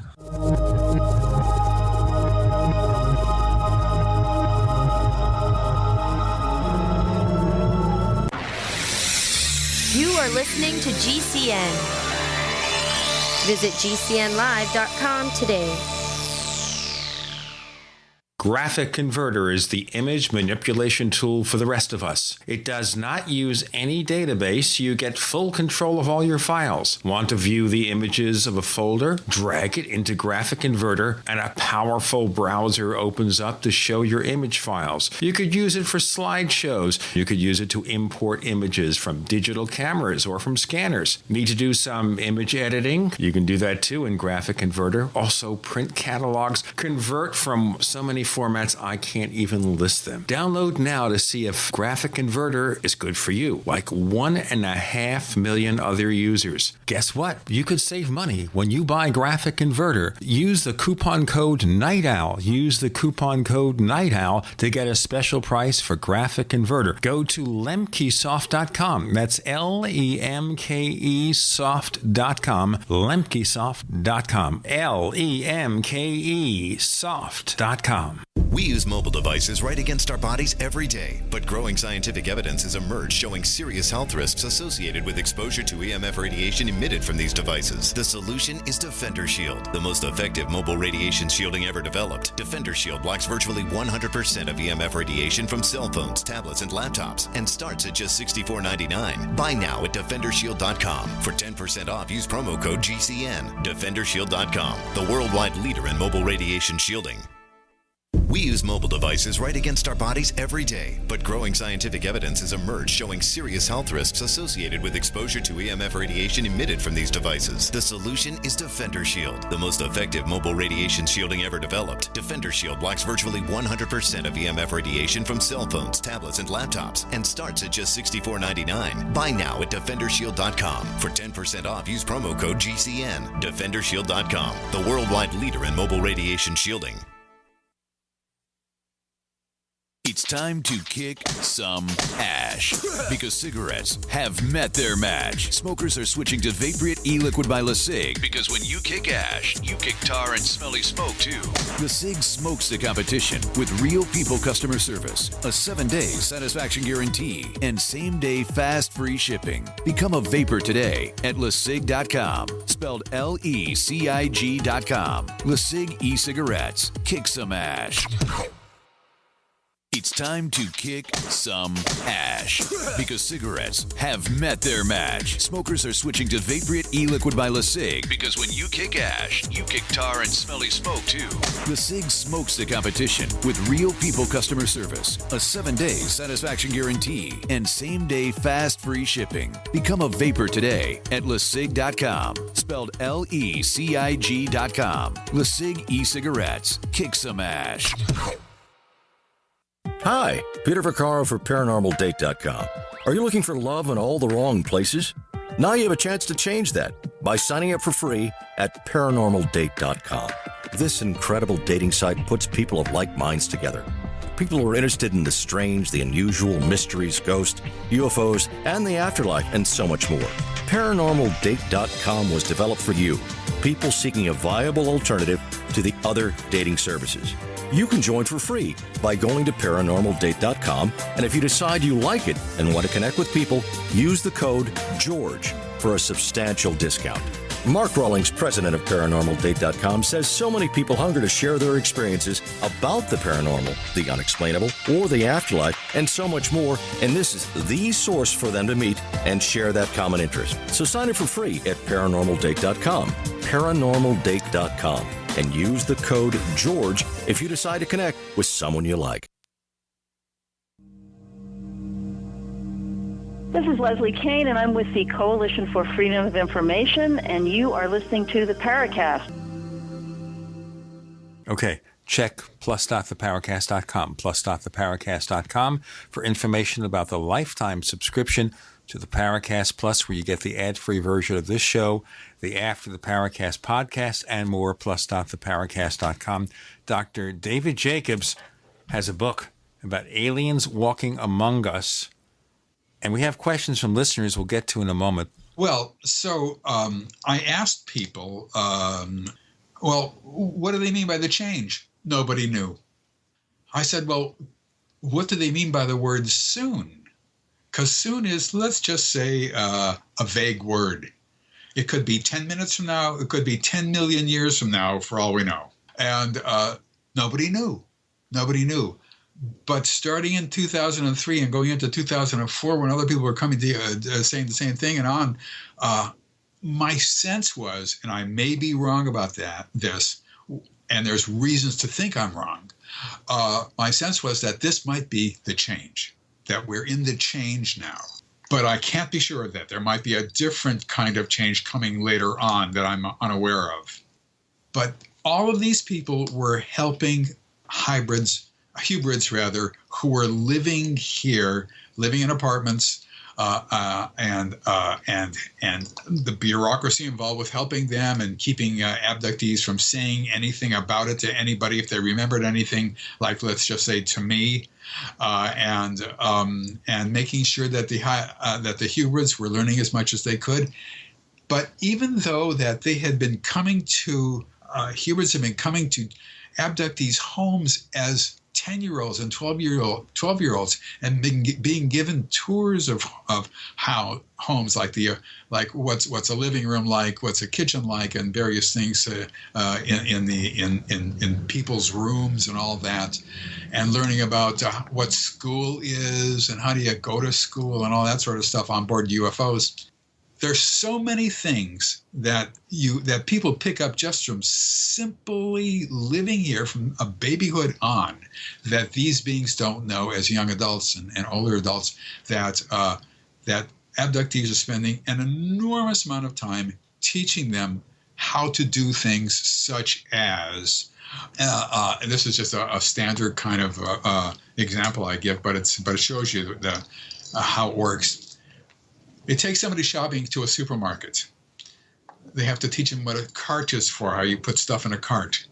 They have to teach them what a loaf of bread is. One hybrid asked a person, she was saying that he had to cook this and cook that, and he asked her if he had to cook the loaf of bread. It's stuff that's so basic, it's just beyond imagination. And they teach them what eggs are and all that sort of stuff. Then they come up to to pay for the food, and the register's line, I'm sorry. And when you come up to the cash register, the person behind the cash register says, "Hi, how you doing?" or something to that point. They have to teach these hybrids to respond. You have to say, fine, no, I'm fine, no, okay. You've got to say something. You can't just look at them. It's that level of teaching that everybody knows automatically from just being a normal person, that you don't have to learn, that you've seen all your life, that they have to be taught. So abductees have this whole different world of teaching, not all abductees, but many, obviously, have this whole world of teaching hybrids everything. But they're extremely good learners. They remember everything. And it's astonishing how good they are. As they have said many times, even as children, they learn differently than we do. And my guess is it's just a matter of memory. They remember everything. And so, why are the abductees going along with this? I mean, why are they being willing and witting participants in an acclimation program? Or I'm confused. I mean, what is their motivation to go along with the program? Chris, I have redone the concept of abduction. An abduction is basically an event that takes place anywhere at any location. Doesn't have to be on board a UFO. The only thing is that the abductee has to be controlled by the alien, and that is what's happening. So they're it's part of some sort of programmed response to whatever the acclimation program is, in other words, and they don't have any choice. They have to do it. Right. When they get home after coming home from the supermarket and they get into their house or whatever it is, they have forgotten they ever went to the supermarket with somebody, just like any other abduction event. If this is true, that's a little bit disconcerting, I must say. It is not something that I wanted to hear, to say the least. Do we have any evidence that you've been able to obtain that would indicate that these hybrids have infiltrated any military or government or any sort of important high positions? This is a question from Cosmonaut, one of our questioners at forum.theparacast.com. One of the earliest things I recognized about the abduction phenomenon early on is when aliens talked with humans on board for whatever reason.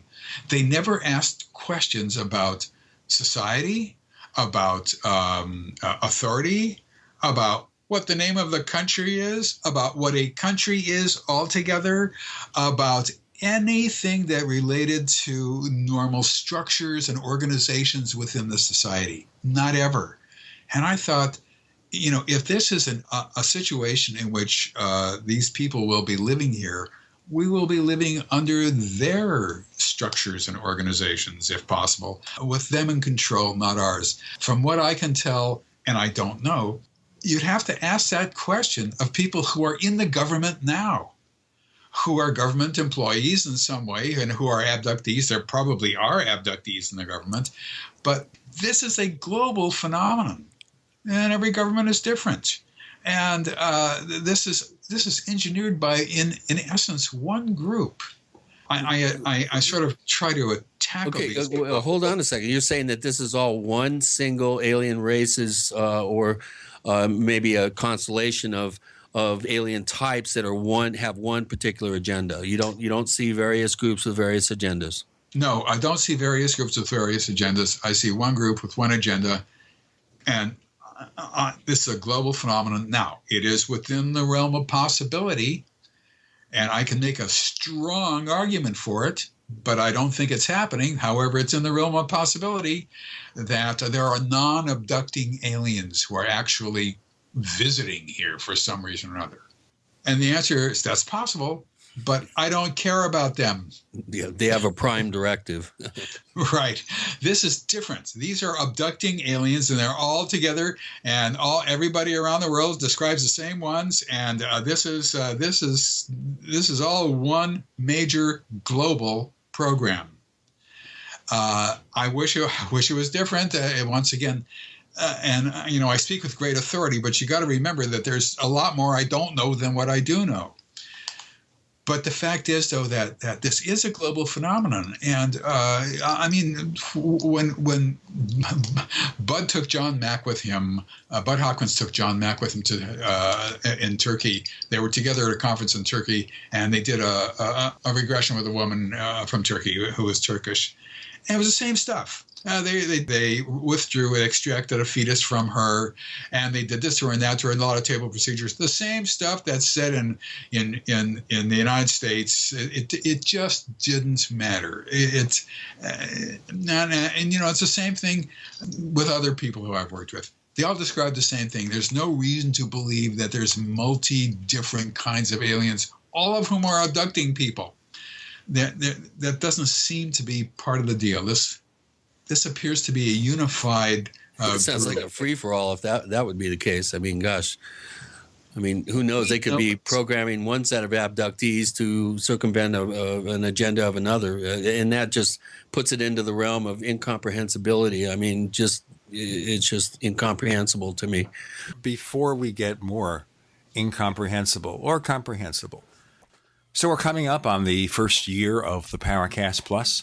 And we've got the offer of a lifetime membership in Paracast Plus.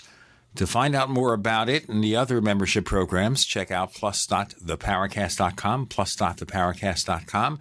We feature the ad-free version of this show, the exclusive After the Paracast podcast, say that 5 times fast, that you get only if you're a member of the Paracast Plus.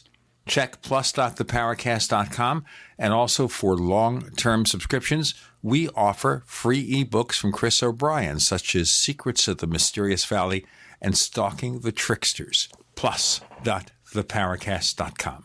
Let's listen to these announcements. With Gene and Chris, you're in the Paracast.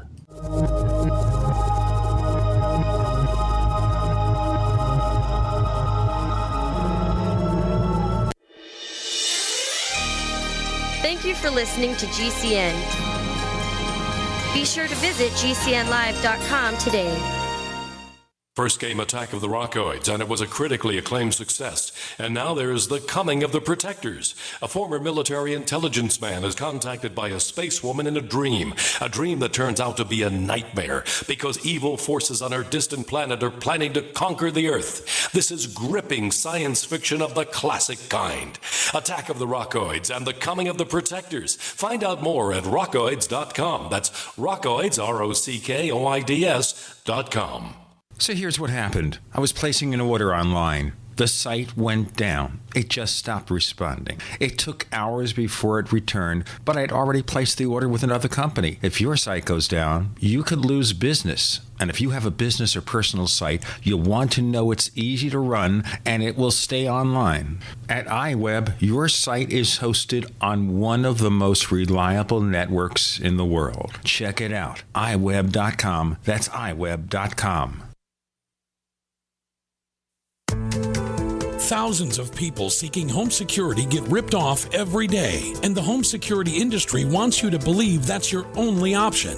They've got hordes of salesmen out there trying to scare you into signing one of their long-term contracts. You get stuck writing huge checks month after month with no way out. It's robbery by contract, and it can cost you thousands. But there's a better way to protect your home. Simply Safe Home Security. Simply Safe has no contracts. None. You'll get award-winning 24/7 protection. Security professionals watching over your home, ready to instantly send police to the rescue for just $14.99 per month. That's less than half what most companies charge. Protect your home the smart way. Visit simplysafedefense.com today for an exclusive 10% offer and get a free keychain remote worth $25. Only when you go to simplysafedefense.com. simplysafedefense.com.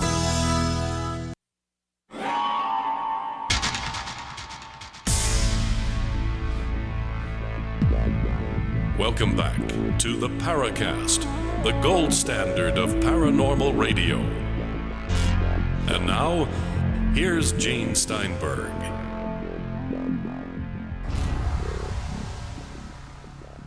So the question, of course, is whether Chris O'Brien is an alien abductee. But I have a quick question to ask Dr. David Jacobs.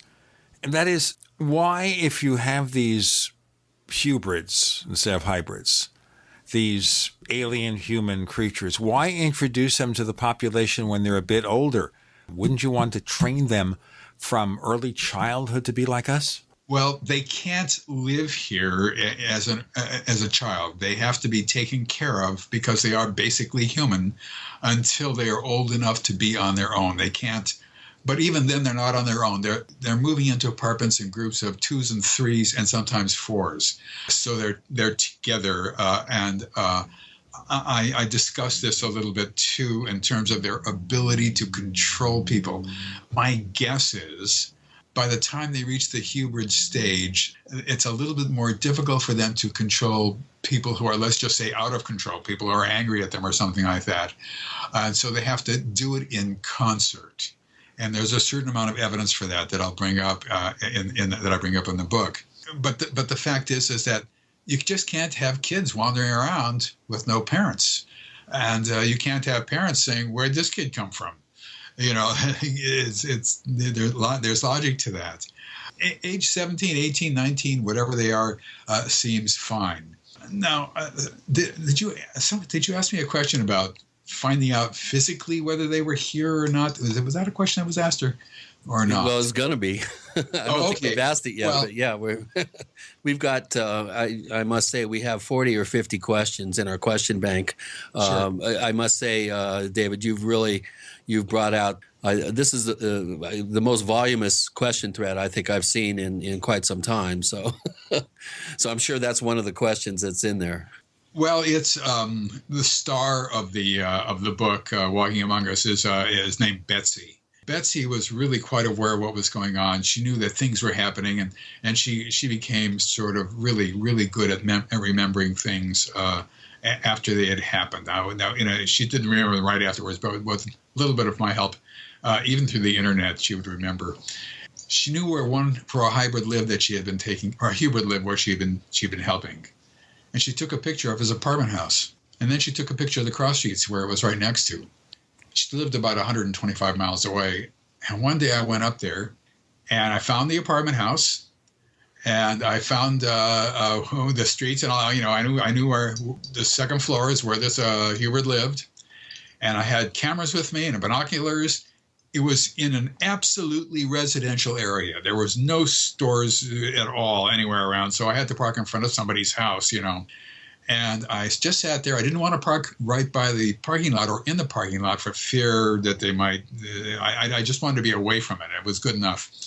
I waited to see if anybody walked in from the parking lot or into the parking lot or whatever, up the stairs into the second floor of this apartment.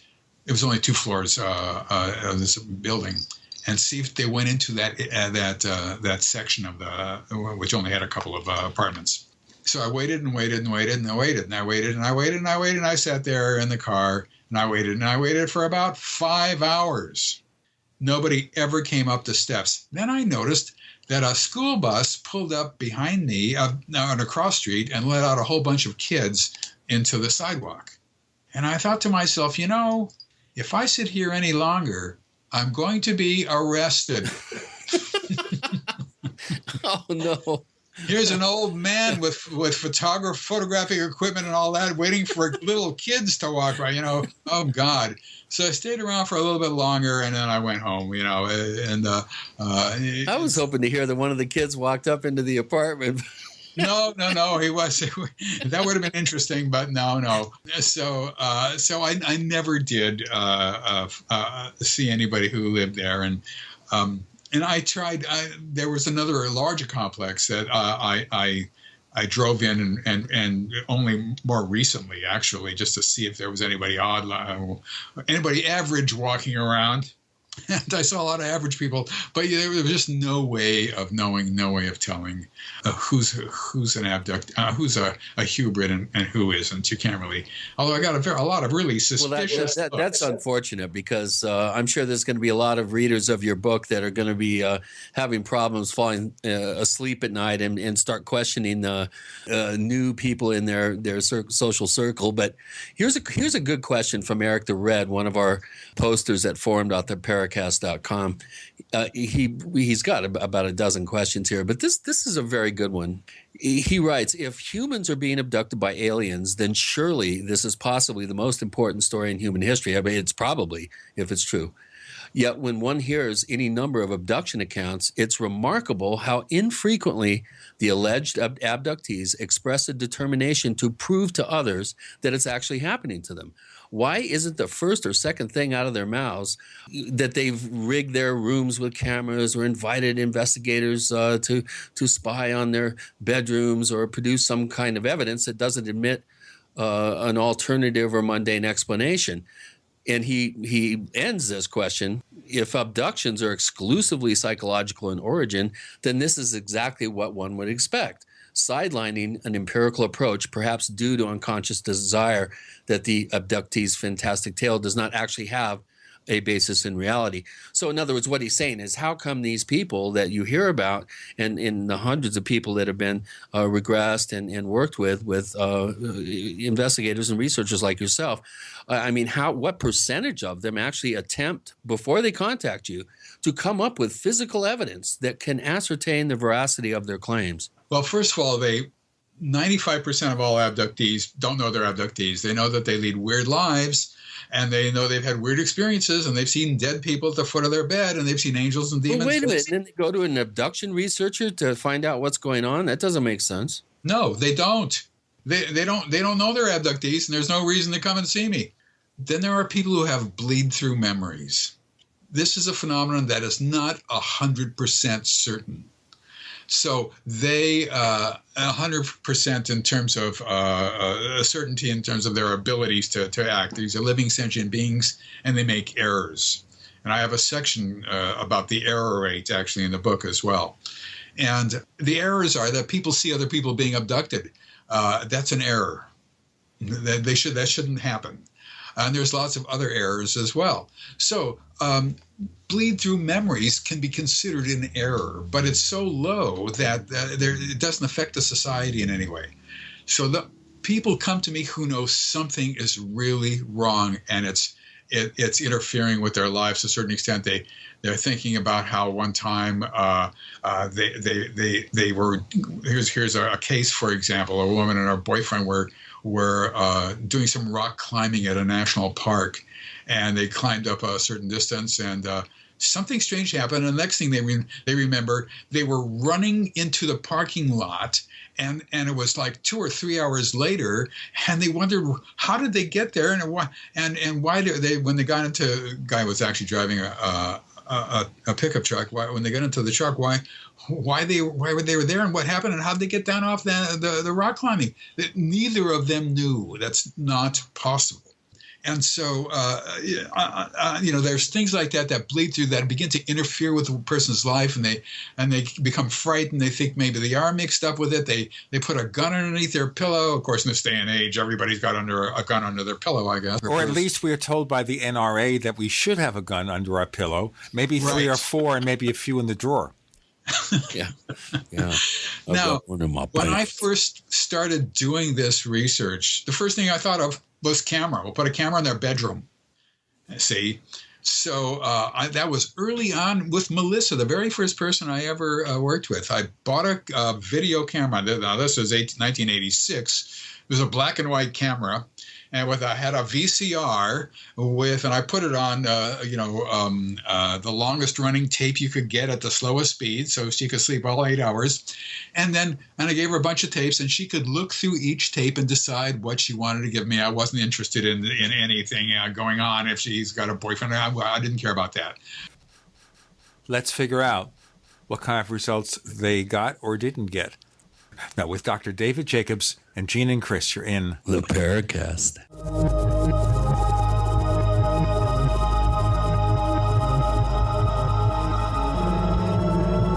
Neighbors, are you tired of dealing with a slow web hosting provider? Well, check out A2 Hosting and their screaming fast Swift server platform. They even have SSDs that load pages 300% faster than the competition. Ready to give your site a speed boost? Well, tell you what, neighbors, head on over to a2hosting.com. That's A2, that's the number 2, a2hosting.com. Check out their Prime hosting account. And get this, neighbors, they're even giving you an exclusive 25% off discount for all our listeners. 25%. And remember, their Guru Crew support team is standing by 24/7, 365 days a year to answer any of your questions. Now, to get the discount, use the coupon code GENE when you check out.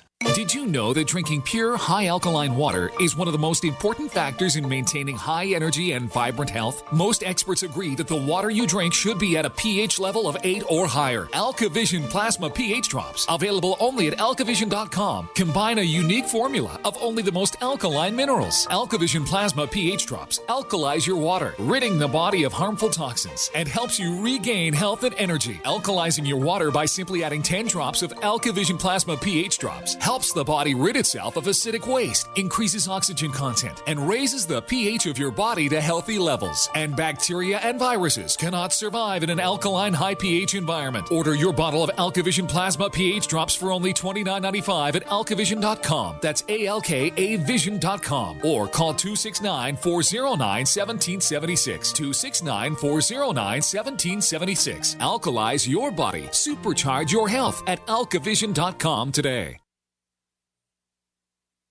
Are your Google search results killing you? Unflattering content in blogs, news articles, online reviews, social media, or other sources can jeopardize your reputation, your business, and your livelihood. Let Reputation.com help. Our patented technology will make the truth about you more visible while pushing down unwanted negative content. Improve your Google search results. Call Reputation.com at 1-800-831-0771 for a free consultation. That's 800-831-0771. Are your Google search results killing you? Unflattering content in blogs, news articles, online reviews, social media, or other sources can jeopardize your reputation, your business, and your livelihood. Let Reputation.com help. Our patented technology will make the truth about you more visible while pushing down unwanted negative content. Improve your Google search results. Call Reputation.com at 1-800-831-0771 for a free consultation. That's 800-831-0771. The Genesis Communications Network is one of America's premier broadcasters of captivating talk radio.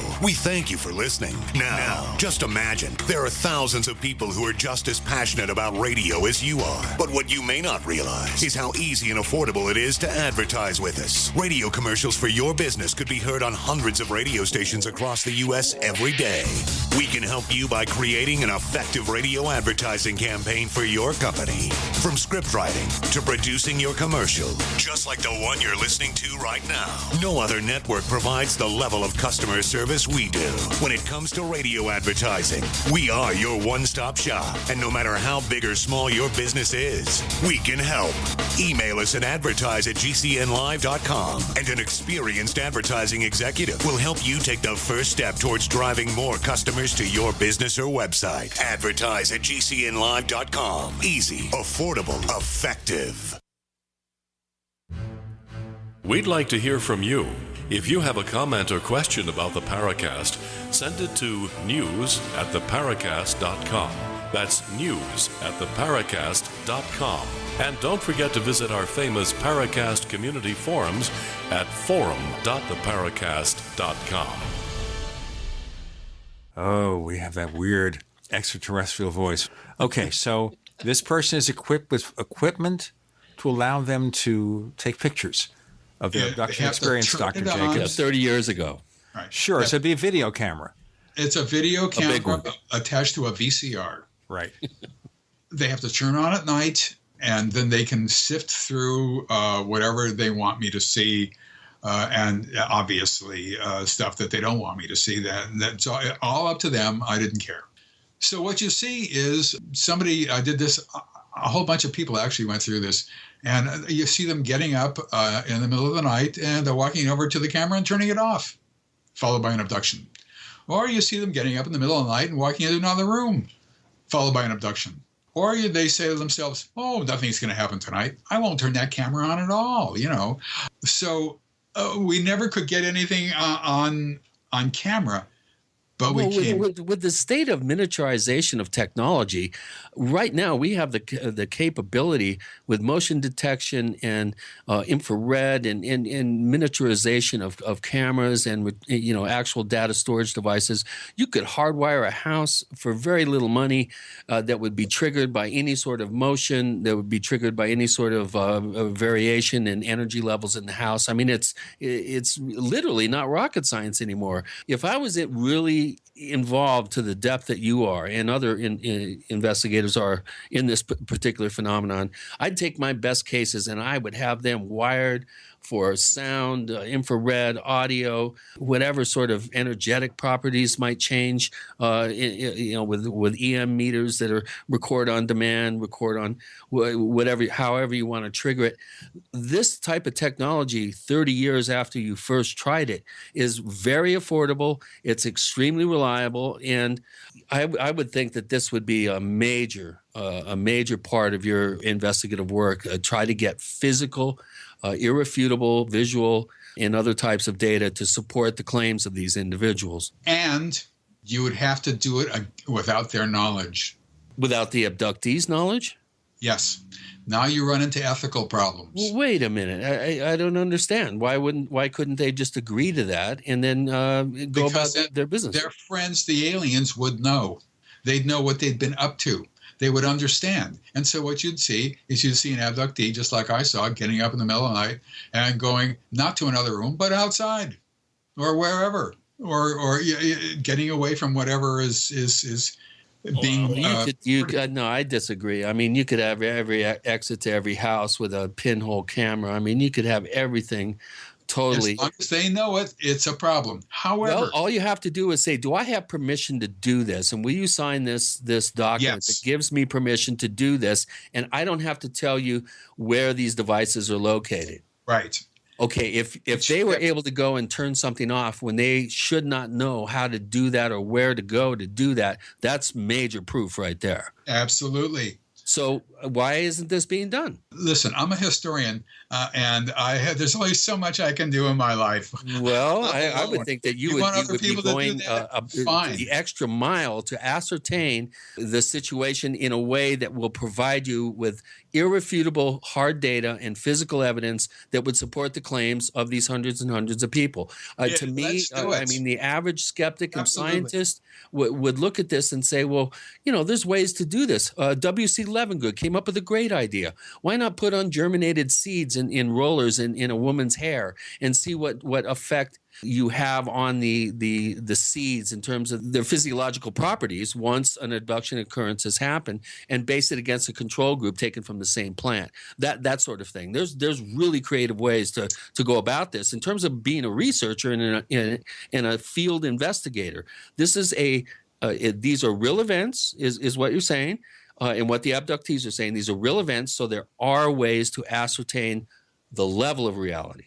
Get me a team with enough money and enough wherewithal to do that, and let's do it. For how long? I mean, I have specialized in doing hypnosis with abductees. Now, having said that, there was one incident in which we were going to put, this was in the VCR days, a camera, a tiny little camera in a person's window that they would not know of, focusing on her bedroom or whatever, that would be attached to a recorder that went down the stairs to an apartment below. The woman below was ready for this.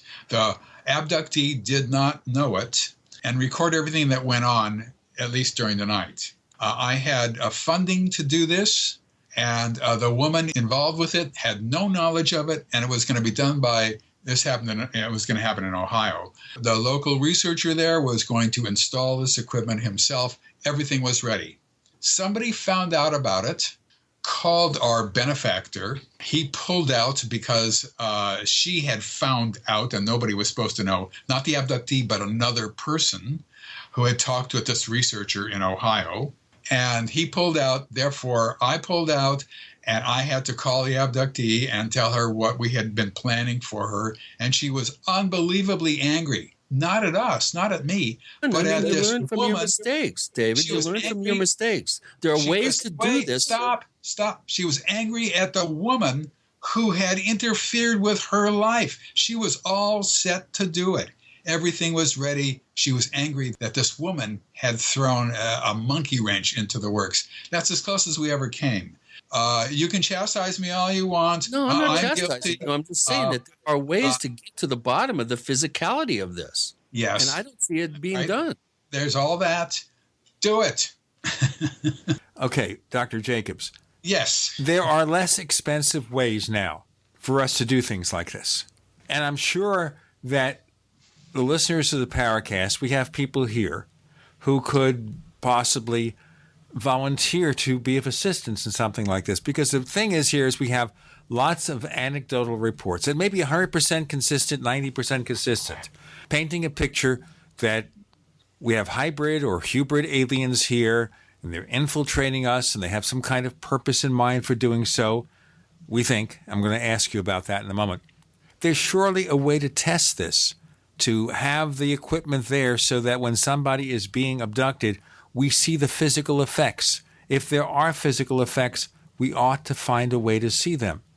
Well, there are physical effects on people's bodies. Yes, there are, but sometimes people could say, well, those things may be the result of something else, an accident, psychology, that kind of thing. But I know what we're you mean. talking about seeing the event as it takes place. It would be wonderful. I would take that. I work with people right now. The only 3 people I'm working with right now are in another country. And I don't work with anybody I can get to very closely. I may not even work again anymore. I'm getting long in the tooth. I'm old. I want to watch television all day long. And there's got to be other people who can do this. I'm more than willing to help them in any way do this. I'll be happy to do that. It's got to be done again. Let me do the break here. We'll go into more of this. We have Dr. David Jacobs. Anyone out there want to pick up on his research, move it to the next level, test the research and the results? With Gina and Chris, you're in the Paracast.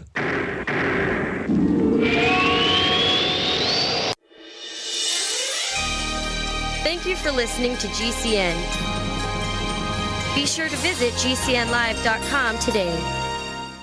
Silver has always been nature's very own antibiotic, and only one system allows you to produce an endless supply of nano-sized silver solutions right from the convenience of your home. Silver Lungs. With the addition of our unique lung delivery system, respiratory infections are targeted directly, where traditional oral administration simply cannot reach. This pioneering method also preserves the original particle sizes and delivers your silver solution directly into the bloodstream. See the Silver Lungs generator and lung delivery system at silverlungs.com. That's silverlungs.com. Silver has always been nature's very own antibiotic, and only one system allows you to produce an endless supply of nano-sized silver solutions right from the convenience of your home. Silver Lungs. With the addition of our unique lung delivery system, respiratory infections are targeted directly, where traditional oral administration simply cannot reach. This pioneering method also preserves the original particle sizes and delivers your silver solution directly into the bloodstream. See the Silver Lungs generator and lung delivery system at silverlungs.com. That's silverlungs.com. We all know that Berkey Water Purification Systems are the most trusted name in water filtration. As an authorized Berkey dealer for over 6 years and serving thousands of satisfied customers, the Berkey Guy offers amazing specials for Berkey Water Filtration Systems. The Berkey Light Systems include a set of self-sterilizing and recleanable black purification elements that purify water by removing chlorine, pathogenic bacteria, cysts, and parasites to non-detectable levels and remove harmful chemicals such as herbicides and pesticides. Order the Berkey Light System today, complete with 2 black Berkey elements for only $231, and the Berkey Guy will ship your order free of charge. With the purchase of a Berkey Light, the Berkey Guy is also offering a set of fluoride and arsenic filters for only $39.99. That's over 30% off the retail price. Call the Berkey Guy at 1-877-886-3653. That's 1-877-886-3653. Or order online at goberkey.com. That's goberkey.com today. We all know that Berkey Water Purification Systems are the most trusted name in water filtration. As an authorized Berkey dealer for over 6 years and serving thousands of satisfied customers, the Berkey Guy offers amazing specials for Berkey water filtration systems. The Berkey Light systems include a set of self-sterilizing and recleanable black purification elements that purify water by removing chlorine, pathogenic bacteria, cysts, and parasites to non-detectable levels and remove harmful chemicals such as herbicides and pesticides. Order the Berkey Light system today, complete with 2 black Berkey elements for only $231, and the Berkey Guy will ship your order free of charge. With the purchase of a Berkey Light, the Berkey Guy is also offering a set of fluoride and arsenic filters for only $39.99. That's over 30% off the retail price. Call the Berkey Guy at 1-877-886-3653. That's 1-877-886-3653. Or order online at goberkey.com. That's goberkey.com today. We use mobile devices right against our bodies every day, but growing scientific evidence has emerged showing serious health risks associated with exposure to EMF radiation emitted from these devices. The solution is Defender Shield, the most effective mobile radiation shielding ever developed. Defender Shield blocks virtually 100% of EMF radiation from cell phones, tablets, and laptops, and starts at just $64.99. Buy now at DefenderShield.com. For 10% off, use promo code GCN. DefenderShield.com, the worldwide leader in mobile radiation shielding. We use mobile devices right against our bodies every day, but growing scientific evidence has emerged showing serious health risks associated with exposure to EMF radiation emitted from these devices. The solution is Defender Shield, the most effective mobile radiation shielding ever developed. Defender Shield blocks virtually 100% of EMF radiation from cell phones, tablets, and laptops, and starts at just $64.99. Buy now at DefenderShield.com. For 10% off, use promo code GCN. DefenderShield.com, the worldwide leader in mobile radiation shielding.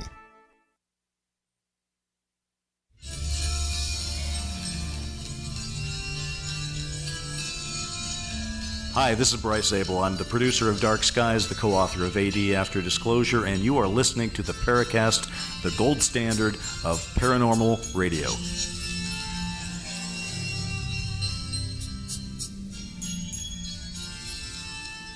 You know, this is one of the most important things we've come up with here, because you're a layman, you're a history professor, you're not a scientist, and I gather you're trying to do the best you can.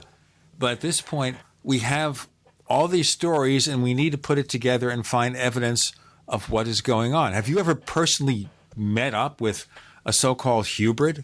Not that I know of. Would you even know? I mean, if you saw somebody in the street or in the local Circle K or the Starbucks, would you recognize them? No. Geez, I've met a few people that, boy, I had some real serious questions about. Well, that's true. The other thing is here, if I took him to the local doctor, they broke a leg, and the doctor at the emergency room gives him some x-rays, would the x-ray show a totally human person? Yes, except that wouldn't happen. Because why wouldn't it happen? Leg would be fixed immediately. You mean because they're being monitored and ET would come down and fix it?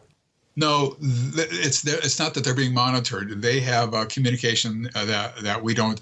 It's not that they're spending 100% of the time here because we don't know what they do at night or when they're not around an abductee. So the question is, what percentage of the time do they spend here? Is it 100% or is it 90% or 80% or 70% where they go up to the UFO? My guess is that if there was a broken arm or something like that, they go up to the UFO, have it fixed immediately, and come right back down. Okay, but what if they're knocked unconscious? What's that? What if they're not unconscious? I have no idea. Well, yeah, that's getting into pure speculation, Gene. Sure. What I want to know, Dr. Jacobs, is how extensive in the past, we're talking 12 years since you first got an inkling of this type of agenda, potential agenda going on, how much effort has been done, except for you staking out that one apartment, to identify an actual hybrid and somehow gain genetic material. If you could gain the genetic material of just one of these entities, that would be slam dunk scientific evidence that would totally vindicate any questions that people have about your work. Well, that would be great. That would be the gold standard. What we want is DNA in some way. I have 2 different hairs from hybrids, but not the bulb. And without the bulb, you can't Without the roots, you can't do anything with it. Basically, I've been round and round about this business for a long time. I want that. In fact, people have sent me. Sometimes these beings will use a dye, and people have sent me pink clothes that were pink. They've sent me clothes and sheets and pillowcases that were sort of light coffee colored, and I've had them analyzed. Nobody knows what they are. Hold on. What do you mean? Nobody knows what is? Well, what you're doing is you're testing for an unknown, and if you say you want to know what this liquid was or is that's on this clothes of a person that was abducted, when you test for an unknown, then it's almost impossible to figure it out because all they can do is test for unknown. It's not coffee. Well, so you have actual physical evidence that cannot test out to some logical or mundane explanation in terms of what it is. That is correct, but that doesn't mean anything. Just because people don't know, because chemists don't know what it is, doesn't mean it's not something that is normal. It doesn't mean that. Yeah, but that's big. I mean, that's a step in the right direction as far as I've done this several times, and I have had it analyzed. And you cannot. It's almost impossible to test for an unknown because what happens with chemists is they have different liquids that they'll have a teaspoon of that, a teaspoon of this, and a teaspoon of something else, and they put it in and then they patent it. Right. Yeah, I understand how the process goes, but for instance, some sort of metallic slag dribbling from a distressed disc. Going under analysis and finding metallic substance that's not known in the periodic table would be an example of an unknown that can be tested for and determined to be not of this planet.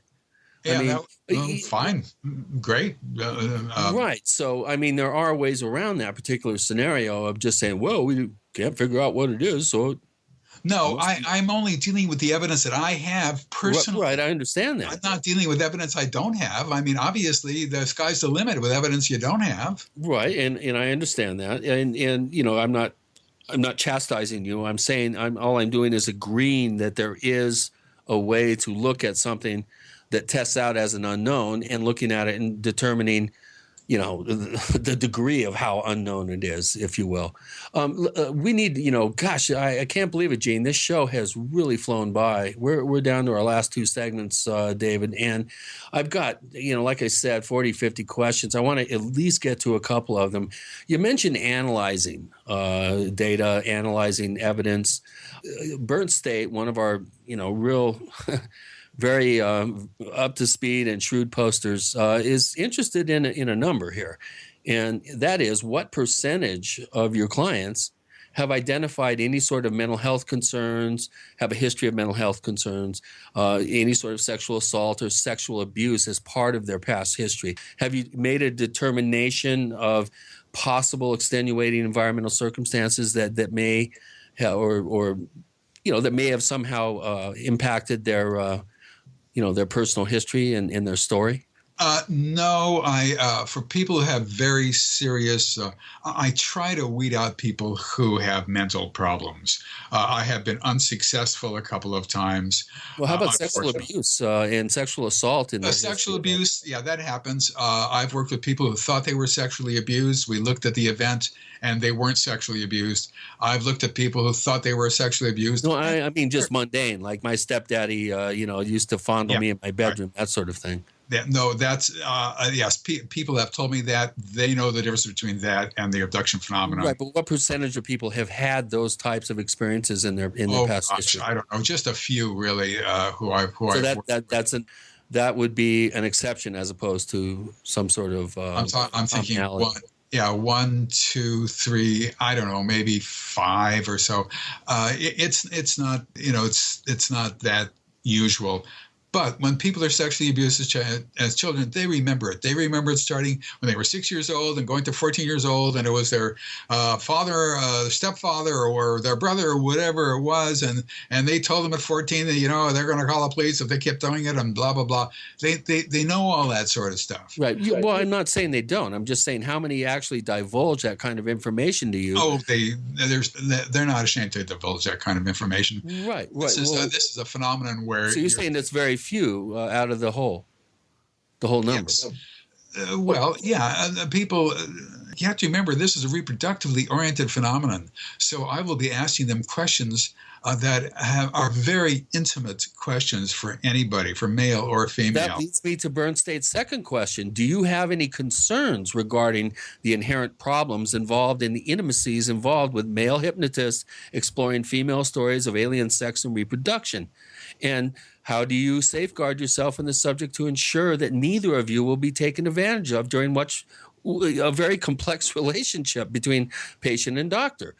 Especially when you're seeing them frequently, and they kind of, I would think the intimacy and the level of candor probably increases. That's a good question. I mean, how do you address those concerns, or do you have concerns? I don't have concerns, and neither do people who I work with. Wow, cool. Simple as that. It's in terms of one particular person, she used. I won't go into it. I had one problem with one person. All the rest I never had a problem with.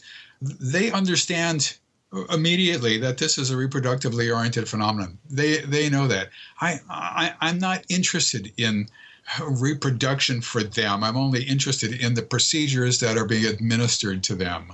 Let's do our break here because we have one more segment left and we'll have to move quickly. And I have a very significant question to ask that kind of sums it up a bit. With Dr. David Jacobs and Gene and Chris, you're in the Paracast.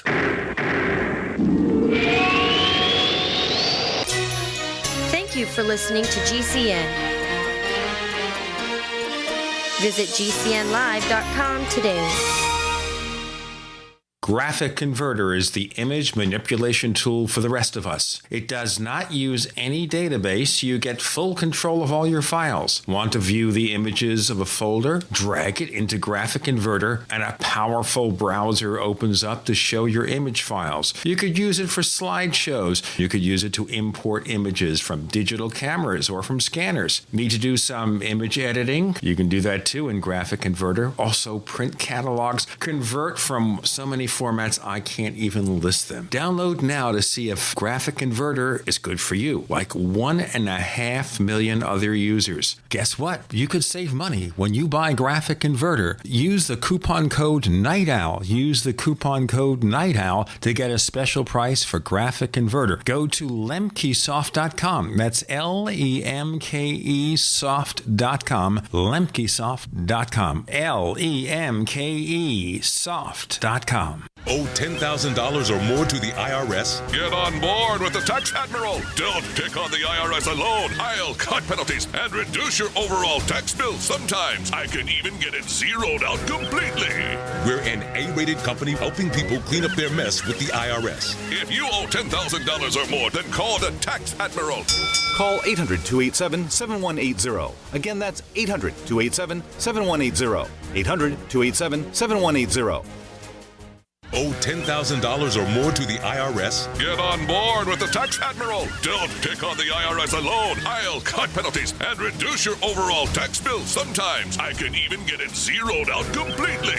We're an A-rated company helping people clean up their mess with the IRS. If you owe $10,000 or more, then call the Tax Admiral.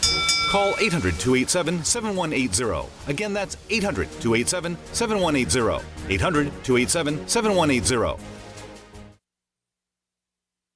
There are hundreds of silver products on the market today, but there's nothing like the astonishing health benefits of the multi-patented One Silver Solution. Boost your immune system at a great price with our Silver Solution Liquid, starting at $12.95 a bottle. Now available in regular and extra strength. That's half the price of the leading competitors. Call 844-USILVER for your free catalog, or go to onesilversolution.com. Onesilversolution.com. There is only one Silver Solution. There are hundreds of silver products on the market today, but there's nothing like the astonishing health benefits of the multi-patented One Silver Solution. Boost your immune system at a great price with our Silver Solution Liquid, starting at $12.95 a bottle. Now available in regular and extra strength. That's half the price of the leading competitors. Call 844-USILVER for your free catalog, or go to onesilversolution.com. Onesilversolution.com. There is only one Silver Solution. Hi, Peter Vaccaro for ParanormalDate.com. Are you looking for love in all the wrong places? Now you have a chance to change that by signing up for free at ParanormalDate.com. This incredible dating site puts people of like minds together. People who are interested in the strange, the unusual, mysteries, ghosts, UFOs, and the afterlife, and so much more. ParanormalDate.com was developed for you, people seeking a viable alternative to the other dating services. You can join for free by going to ParanormalDate.com, and if you decide you like it and want to connect with people, use the code GEORGE for a substantial discount. Mark Rawlings, president of ParanormalDate.com, says so many people hunger to share their experiences about the paranormal, the unexplainable, or the afterlife, and so much more, and this is the source for them to meet and share that common interest. So sign up for free at ParanormalDate.com, ParanormalDate.com, and use the code GEORGE if you decide to connect with someone you like.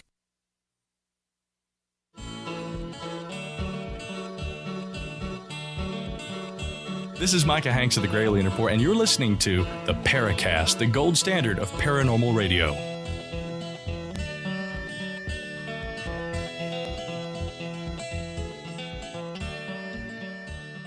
So let's move into our final segment here with Dr. David Jacobs. We're talking about aliens walking amongst us, and we want to know what the end game is here. So, Dr. Jacobs, do you have any idea, based on the work you've done, how widespread this phenomenon is? How many hybrids are there on Earth? And what's the agenda? Yeah, the first question is how many are there? How many of them are here? And the answer is I don't know, of course. However, if I discovered this happening in my corner of southeastern Pennsylvania, that means the possibility that this is the very first place and the first time that they are putting hybrids down here. That's impossible. Yeah, well, it's billions to one. Yeah, so therefore it's happening everywhere. If I found it here, it's happening everywhere. The second question was what again? I'm sorry. Yeah, what does ET want to do with us? I'm calling this, for want of a better phrase and for want of a better idea, planetary acquisition. Because this is global, and because the amount of energy and material and beings involved, which is a whole nother world how this happens, and because it's intergenerational, I think that this is, in fact, a takeover, a planetary takeover. Well, it's got a long bell curve involved here. Why don't they just abduct Rupert Murdoch or the Koch brothers or, some of the Rothschilds or perhaps, I could go comedic here. Kim Kardashian, maybe reduce the size of her ass and blow everybody's mind. I mean, you could have religious miracles that would have much more impact in an immediate way, apparent religious miracles. You get where I'm going with this. I mean, to me, this seems like an extremely just long-term, just incremental process of slowly, as like a parasite, like a mistletoe on a juniper tree. It just slowly takes the whole tree over. Wouldn't one or one key person in society, why not strike at the root, the taproot of the culture to change it? Why go through this whole thing with people in trailer parks and working at Walmart or a lot of middle-aged housewives that I think might need a life. Pardon me if that insults anyone. It just seems that the people that are being selected to enact this huge takeover or change are the least likely people to have any sort of influence on the rest of the culture. There's a disconnect going on here. Yeah, before you answer, David, we have maybe 6 minutes for your answer. So I don't want to rush you, but that's how it is. Go ahead. Well, the problem here is that you are, what I said before was that these people are not abducted because their mother or their father were not abductees. That applies. That's the end of it. Are there people in the government who are abductees? Probably. Are there people who live in trailers? Probably. Are there people who are middle class? Probably. Are there people who have PhDs and LLDs and all the rest of that stuff, as I described before? Yes. For some reason or another, Chris, you've forgotten about all that. This is an intergenerational phenomenon, and it's rigidly so. People are not. I'm an experiencer, David, so I'm not just coming at this from a complete well, you're skeptical asking viewpoint. The why question then, and the why question can't be answered in this area. We don't know enough. Abductees don't know enough, and therefore I don't know. We don't know why this phenomenon is happening. I don't know why, if this is planetary acquisition, and I think it is, the change, I don't know why they are doing it. The only ones who know why are the insect-like ones, who I call insectolins. They are the order givers, and everybody else is an order taker. The reptilians, which people on the internet seem to be fascinated with to a degree that is beyond my imagination, are sometimes reported. That's all. Just ask Pamela Stonebrook. They are sometimes reported, but most of the people don't report them. Sometimes ever, but most of them are reported once in a while. But I go into this in the book to show probably what their role is in this phenomenon. However, this is a dedicated program. People who are abductees just happen to be born into that family, and it has nothing to do with people who are smart or people who are dumb or people who are in the government or critical individuals. Right. You got to think about it in terms of time. Well, the thing that I get from listening to you is that this has to be a takeover from within. So alien hybrids are integrated with society. They take leadership positions, and over time, through their influence or extra resources, they control us. Does that mean that they become our leadership positions? I mean, that's like going to Vegas and playing a slot machine. Sure. You don't have to be a leader if you are the general population and you can control other people. And the thing is, you have to understand, time is on their sides. If this has been going on for almost 100 years, then it is possible that these beings live for very long periods of time and they're not in a rush. Time is on their side. Time is relative. For us, we measure time and how long we live, basically. And something as 200 years long is a long time that we will not be able to see. Scientists today are trying to extend our lives to an average of 100 years, and eventually it might extend our lives to an average of 200. And eventually, right. Well, then you have Enoch and Methuselah, and some of the ancient biblical characters who supposedly lived centuries. I just throw that out there. I wouldn't go that far. Now you're going into the evidence-free zone. But the fact is, though, that you have to assume that time is on their side, and it doesn't mean as much to them as it does to us. Okay, but just a fast question. We have a minute left or so. Can we stop it, or is this inevitable? Will we wake up our descendants 200 years from now and we're controlled by ET for whatever reason? There's a guy named Michael Mencken. Michael Mencken makes hats that are filled with a velostat lining, sort of plastic lining, that abductees say stops abductions. If it stops any abductions at all, that's one guy who thought of that. What we need is a large number of scientists and academics who can put their minds together and figure out how to stop the abduction phenomenon. Or at least ascertain if it's real. Or ascertain if it's real, or whatever the hell they have to do, fine. We don't have that. In fact, right now, there is more hostility towards the subject in the academic and scientific community than ever before in history. And it's not just the abductions, it's UFOs as well. When I talk at UFO conferences, I don't see a lot of younger people coming in learning about it. They're not interested in UFOs. It's all I think for most people now, it's just a matter of popular culture that they see on the History Channel or TLC or whatever it is, It just becomes sort of background noise. There is a certain degree of hostility to this point of view in our forums. We saw that. And that's why we asked you a lot of questions to get around different aspects of this. Okay, would you tell our listeners, Dr. David Jacobs, where they can go to find more information about this and more subjects? Well, I have a website called UFO Abduction, singular, no S, ufoabduction.com. You can click through to go to Amazon.com for the books. Right. You can learn a little bit about my work, although it hasn't been changed in about 1,000 years, but a little bit about my work there. However, if you, in each book that I've written, I've recapped what's been written before, and so they can find out sort of how I do it. I do wish that I could, bug somebody's room and not having them know it and all the rest of that stuff. And it's possible I could probably do something like that in the future, but I would like to have help. Yeah. I know the feeling. I mean, it's just me. There's Yvonne Smith in Los Angeles, and there's Jed Turnbull in New York City, and there's Kathleen Martin in Florida, and there's a few others. But there aren't many people who have done this either, and who do abduction work. We need to have scientists and academics come into the phenomenon and understand the importance of it and deal with it as best they can. Thank you very much, Dr. Jacobs. You can find us on Twitter. Look for the Paracast. Check out the Paracast on Twitter. Also, check out our premium package with a lifetime membership.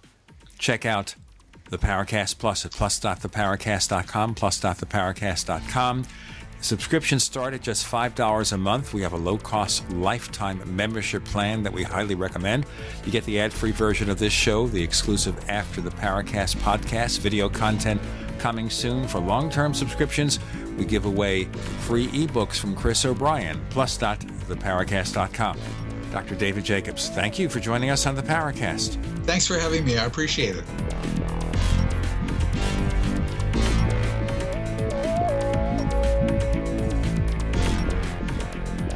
The Paracast, featuring Gene Steinberg and Christopher O'Brien, is a copyrighted presentation of Making the Impossible, Incorporated.